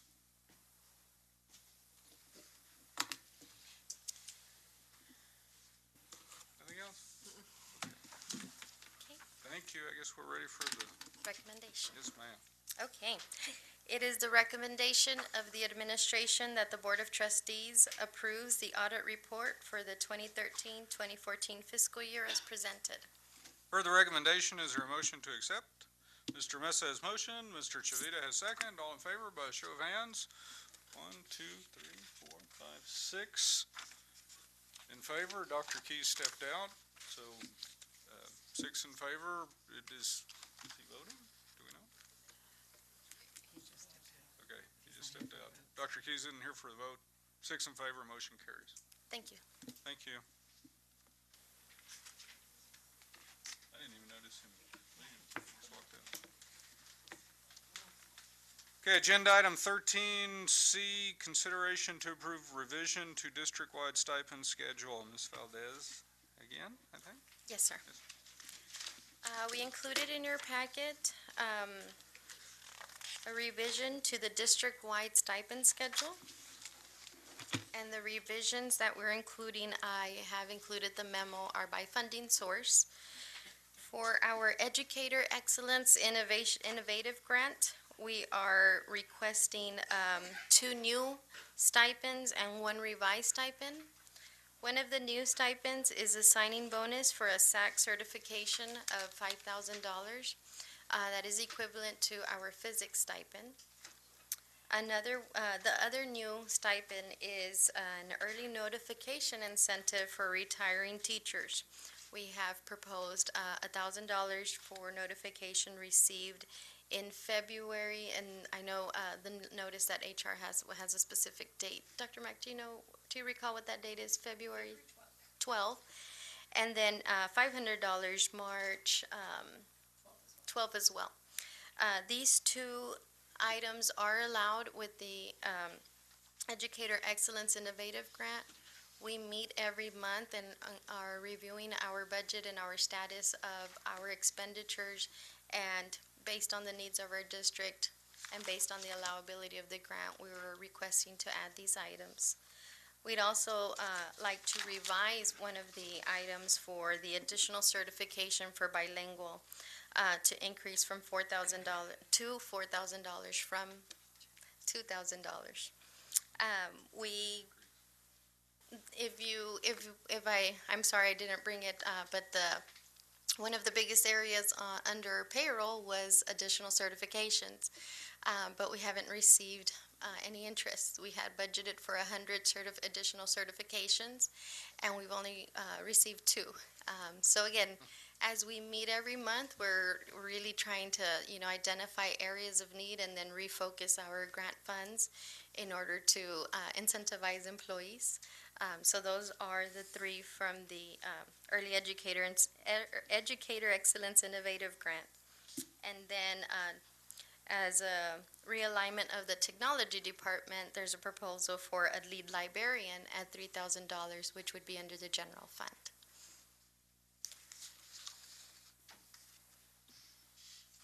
I have a question, probably not for you, Okay. so it is. Probably for Dr. Garza. It's on the stipend, the signing bonuses, the SACs. We have it as SAC certification. Yes, sir. All right, so let's assume that I am a teacher in the school district, right? What do I have to do in order to be considered SAC certified to get that stipend? Let's say I have a bachelor's degree, okay, and I want to do it. What we're trying to do is we're trying to get teachers to become like adjunct professors for Southwest Texas Junior College. The requirement is a master's with 18 credit hours in the field that they're going to teach. Okay. This is a subtle, I want to call it a warning because it's too strong a term, just to be careful, okay? You want to make sure that let's say that I have a master's, but I don't have 18 graduate hours in math or in English. Right. Okay? And I come to you as a teacher, whoever I would come to, whoever approves it, and say, look, XYZ University, I'm going to take 18 graduate hours in history or math or whatever and become SAC certified. And the simple answer is yes, right? But see, here's a problem that goes overlooked until it's too late, because I've seen it happen. This is what you want to be careful with. Let's say that the course I'm taking at some university is a graduate course, and it says Math 5300. That's a graduate math class. Right? The content of the course could, and I've actually seen them like this, be something like teaching geometry in high school, or secondary math instruction methods, or something like that. You follow? See what I'm getting at? Sir. And when the people on the other side, the ones that will certify you and say, yes, you are SAC qualified, whether it's like Angelo State or Southwest Texas Junior College or UTSA, a lot of times they'll see that and they'll say, no, that won't work. Right. Because it's not, really what they would consider SAC qualifications. So somewhere in that process is just kind of be careful, right? Somewhere in that process, you might want to have this idea of maybe on a form or something where someone would say, look, here are the 6 classes from XYZ University that I'm going to take. History 5305, which is this, and history whatever, which is that. And the person on the other end who's probably going to say, yes, you're SAC qualified in 2 semesters or 3 semesters, would sign off on it. See what I'm getting at? Otherwise, because I've seen it in other districts where, well, yes, it is. It's graduate math. Well, not really. I mean, look at the content. So be careful with it. Right. And that's a very good point. I'm glad you're bringing it up, sir. What we're doing is in conjunction with Southwest SFDR College, because that's the partnership we have, we do have some checklists of what we're doing to get people certified, and I'm working with them. But now that you brought that up, let's say we get some candidates that want to go through the 18 hours. Let's find out what what Sul Ross is doing, what San Angelo is doing, and check it off to make sure that Southwest Texas Junior College is looking at those courses before they take them. Okay, so I'm glad you brought that up. Yeah, I've seen it happen, and it becomes a headache because someone's, spent whatever time and money, got 6 classes, and they find out at the end, they were graduate and they were history, but it wasn't what the certifying institution was going to accept. And if that had kind of been almost like a degree plan That's up true. front, Okay. there wouldn't have been that problem. Thank you for that. That's good information, about sir. Anything else? Okay, all right, is there a recommendation? Yes, sir. It is the recommendation of the administration that the Board of Trustees approve the 2014-2015 revisions to the district-wide stipend schedule. Per the recommendation, is there a motion to accept?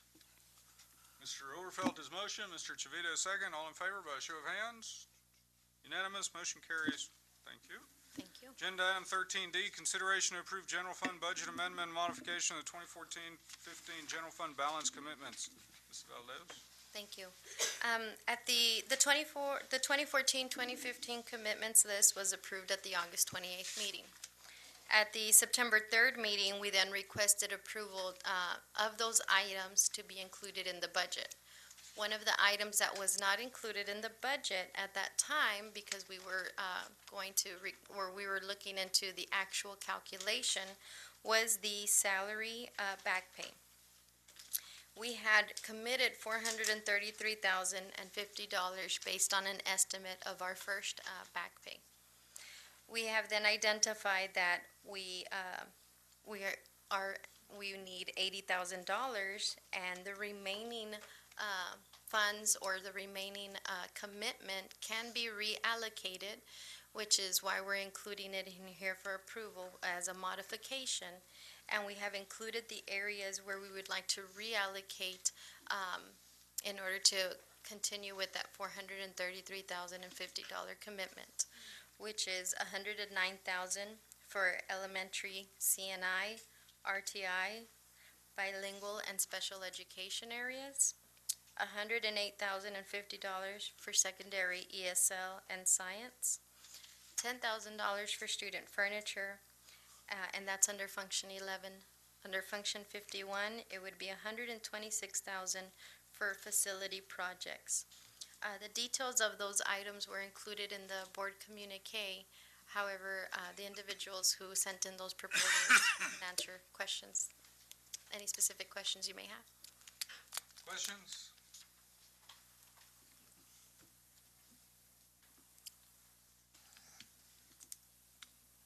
So I guess the term modify, right, that's consistent with changes.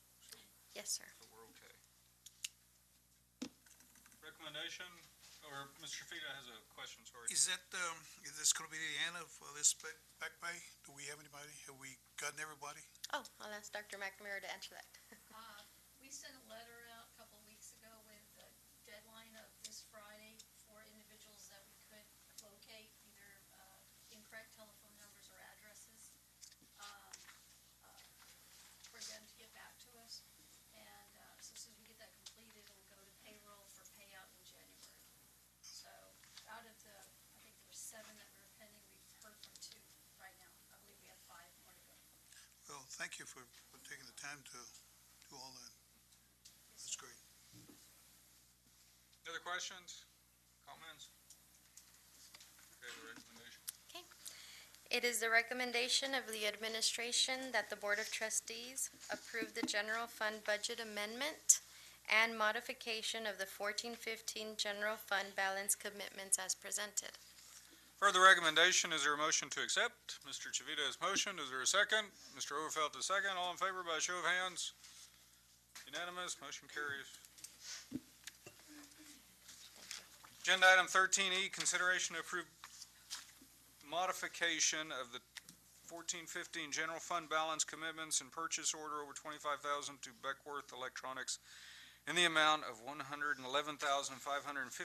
for the installation of intercoms at several campuses. Mr. Salinas and Mrs. Valdez are presenting. I will present on the modification. We're not adding to the budget. We are simply, I guess you could say, reversing the amounts that were allocated at the August 28th meeting. So for Del Rio High School, it should have been 40,000 instead of 25, and for Del Rio freshmen, it should have been 25 instead of 40. So that's the modification part. No change in total budget or functional category. Questions? Yeah, I think all of these have been excellent examples of like being more than transparent, right? Just very, very clear what's going on and why. No questions, and we need a recommendation. It's on the next page. It is the recommendation of the administration that the Board of Trustees approve the modification of the 14-15 general fund balance commitments as presented and approve the payment of purchase order over $25,000 to Beckwith Electronics in the amount of $111,558. Per the recommendation, is there a motion to accept? Mr. Overfelt has motion, Mrs. Lozano has second. All in favor by a show of hands? Unanimous, motion carries. Thank you very much. Thank you. Agenda item 14, Human Resources and Student Services. A, consideration to approve the early college high school director job description / evaluation forms and the revised administrative job classification listing. Dr. McNamara? Good evening, Mr. Garabedian, Dr. Rios, and members of the board. At this time, the administration is respectfully recommending, as part of the early college high school application requirement and our plans to move forward with this great initiative for our district, your approval for the following. The early college high school director position at a 5A, 226 days, paid out of our general fund, and we are having a position conversion in order to fund this new position. Number one. And number two, the job description evaluation forms as presented in your board packet last Wednesday for your review that Dr. Garza and his staff have designed for your consideration this evening, as well as thirdly, the revised administrative classification listing to include the early college high school director position. So at this time, the administration would like to ask for your approval as presented this evening and contained in your packet. Questions? I guess maybe one. How far out are we on the early college high school designation with TEA? We've submitted, the application is complete. We just need to hit the submit button. It'll probably be tomorrow. I shared a timeline with y'all in the board packet where we will start actively recruiting students by meeting with parents as soon as we get back from the holidays. The TA should respond by February, I believe, yes, Dr. Garza? Yes, sir. That's what was in the timeline. And if all goes well, and we anticipate that it will, we will begin our first cohort this coming year.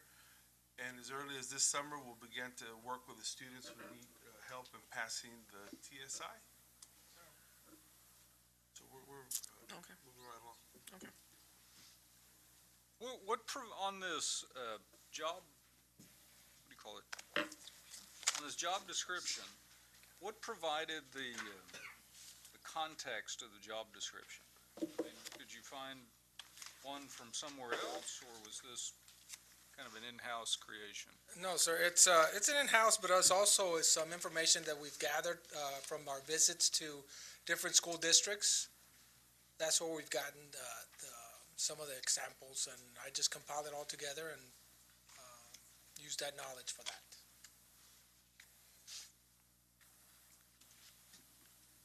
The only reason I ask on the special knowledge and skills section, I was looking for, maybe like where it says knowledge and understanding of college transition and college readiness. I was expecting to see maybe something like knowledge and understanding of higher education standards, for example, or like under the curriculum instruction management, some sort of knowledge or understanding of higher education outcomes or core outcomes, things like that. That's why I was curious. One of the. That would be maybe a part, like in an interview process or Right, something. yes, sir, yes, sir. It will be, but one of the major responsibilities is exactly the transition from high school to college. So I see your point, to make sure that we ask those questions in the interview process. Because in terms of college courses that would be offered on site, Right. those are college courses. Yes, sir. So that's where that knowledge would come in, or someone, I guess, able to facilitate. Right. Question?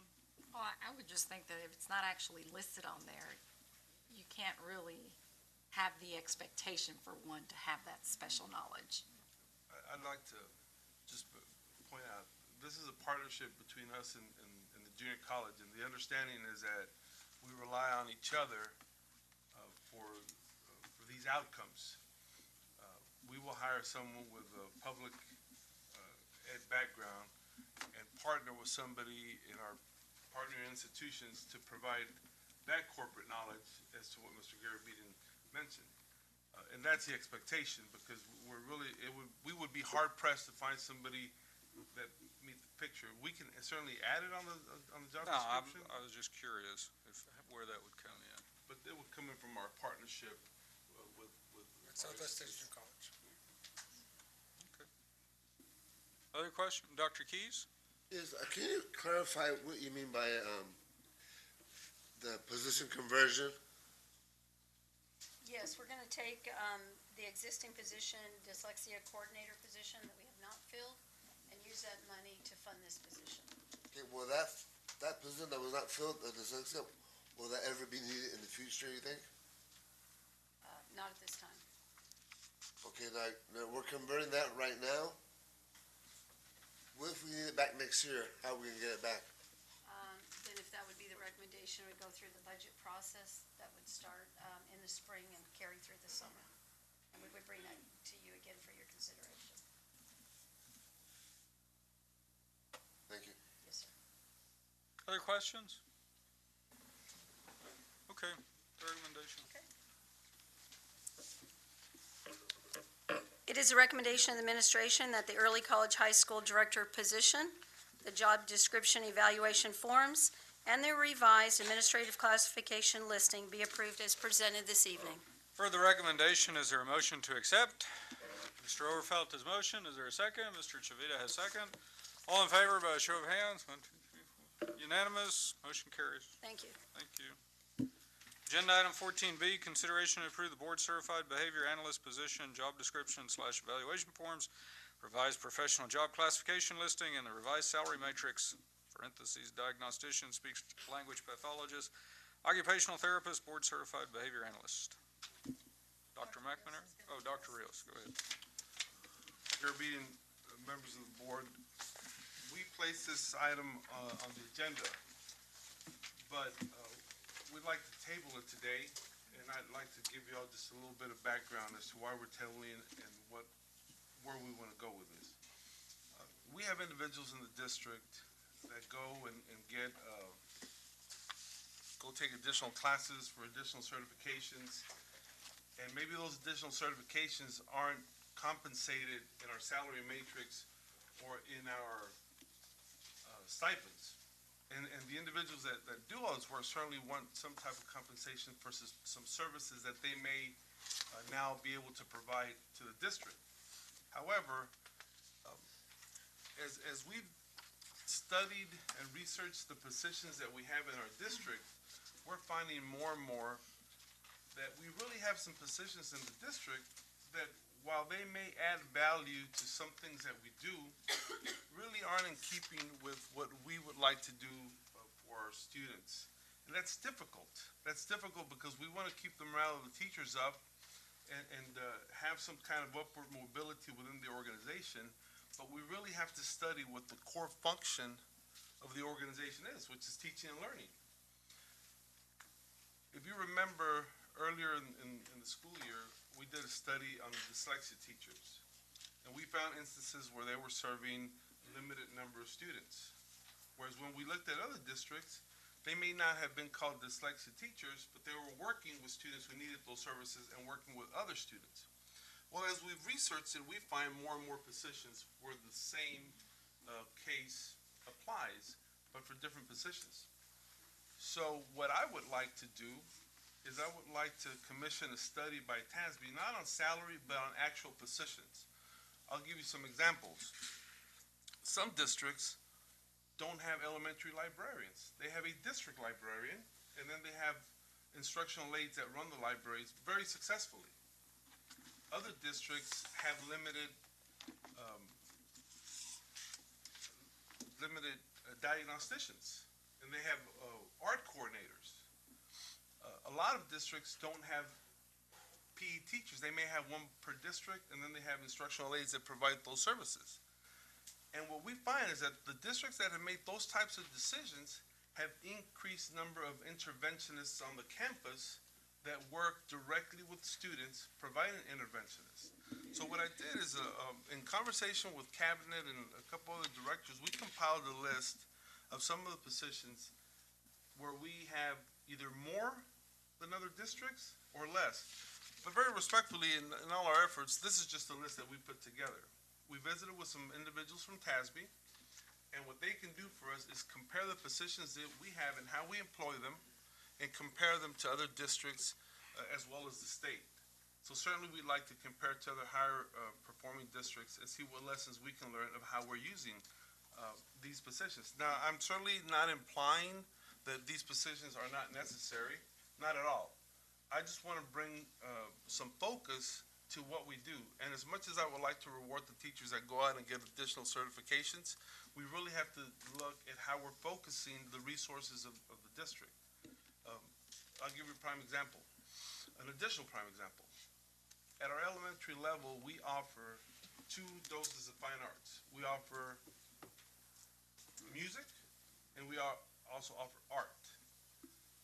I can guarantee you that a whole lot of districts either offer a combination or one or the other. Yet those resources are used to hire interventionists that are working directly with the students. And I think that as much work as we're doing with our curriculum, at the end of the day, we may develop a curriculum that's second to none, but we have to be able to implement it at the district and provide as much assistance to the students as necessary. This list that I'm providing with you certainly isn't all-inclusive, but we think that with the help of TASB, we can do that study and turn the tide.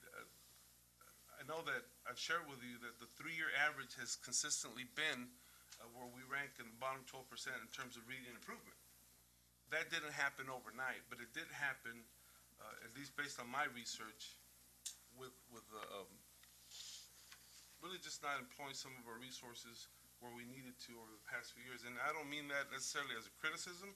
I'm saying that from experiences. I know that when I was in another district, they didn't call it a position study, they called it an efficiency study. And they found how inefficient they were being in how they're providing services to the students. And that's what I'd like to do for us. I'd like to commission this study, and I'd like for one of the board workshops on finance that we do in the budget preparation to present this study, and then have present a recommendation where we would refocus some of these attention back to the students on the campus and set up a 1, 2, or 3-year plan so that we don't shock the system, rather make smooth progress towards employing those resources directly to students. And I certainly don't mean to imply that I'm not grateful for any of the work that any of our professionals do, yet we have to look at what our basic services are for our students, and that's difficult because it involves what people enjoy doing on a daily basis. But very respectfully, what we may enjoy doing on a daily basis may not be what is needed to move the district forward, and that's difficult. But I will make, when the time comes, I will make a reasonable recommendation that won't be an overnight fix, rather a steady progress towards that fix. So tonight, I'd like to table this, and I'd like to bring it back after having had a study with TASB on the positions and the resources that we use. I'll hand this out just so y'all can see some of the positions that we've looked at other districts that either don't exist or don't exist at the level that we have them. Thank you, Mr. Garabedian. Thanks. Okay, so everyone understands that Dr. Rios is recommending that we just table this item. This is for your edification before a later date when you look closer at it. So are there any questions for Dr. Rios? No? Okay, so we've heard his recommendation. I so move to table agenda item 14B. Is there a second? Mr. Overfelt is second. All in favor by show of hands? Unanimous, motion carries. Okay, under agenda item 15, technology services, there are no items for this meeting. So that brings us to agenda item 16, closed session. It is now 9:36 p.m., December 15th, 2014. And the Board of Trustees will recess this open session and convene the closed meeting in accordance with the Texas Open Meetings Act, Texas Government Code, Chapter 551, Subchapter D&E. We are able to do that under 551.071, 551.072, 551.073, 551.074, 551.076, 551.082, 551.084, and 551.087. Specifically tonight under item A, pursuant to 551.074, discussion of personnel or to hear complaints against personnel. First being discussion of personnel report to include the following: new hires, district vacancies, retirements, resignations, reassignments. And 2, discussion of salary adjustments to include, but not limited to, the following justifications: service credit, master's degree, and 3, formative evaluation of the superintendent. All final votes, actions, or decisions will be taken in open session. We're now in closed session.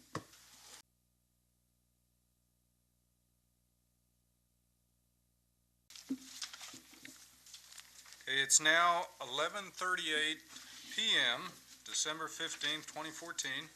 And the Board of Trustees will now reconvene in accordance with the Texas Open Meetings Act, Texas Government Code, Chapter 551, Subchapter D&E. No action was taken in closed session. That brings us to agenda item 17, now that we're reconvened.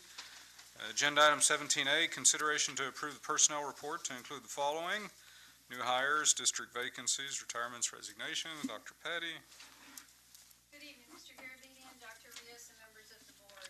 At this time, the administration proudly recommends the following new hires for your consideration this evening. Ms. Carol Sutherland, second grade teacher at North Heights Elementary. Ms. Deanna Jimenez, second grade bilingual teacher for Dr. Fedmin Calderon Elementary. And Ms. Dacia Stidham, social studies teacher for Del Rio High School ACAP program. Okay, we've heard the recommendations. Is there a motion to accept? Mr. Mesa has motion. Mr. Chavita has second. All in favor by a show of hands? Okay, it's unanimous. Motion carries. Agenda item 17B, consideration to approve salary adjustments to include the following justification: service credit, master's degree. Dr. Petty. Yes, sir. Mr. Garabedian, Dr. Rios, and members of the board, the administration at this time respectfully requests your approval for the following stipend. For Belinda Hernandez, team leader stipend, Mr. Jesus Soto for a science stipend, and Mr. Stephen C. Thomas also for a science stipend. Okay, we've heard the recommendation. Is there a motion to accept? Mr. Mesa has motion. Mrs. Lozano has second. All in favor by a show of hands? It's unanimous. Motion carries. Before we move on, I just want to mention that obviously on item 3 in closed session, we did conduct the formative evaluation of the superintendent, so that has been completed. There's no action necessary at this time, just a clarification for the record. Agenda item 18, superintendent's report. There's nothing. So that brings us to agenda item 19, adjournment. We are at the end of the meeting. Does anyone want to continue? No, I guess we want to go home. Is there a motion to adjourn? Mr. Overfelt has motion to adjourn. Is there a second? Mr. Chavita has second. All in favor by a show of hands. Unanimous. Motion carries. We are adjourned.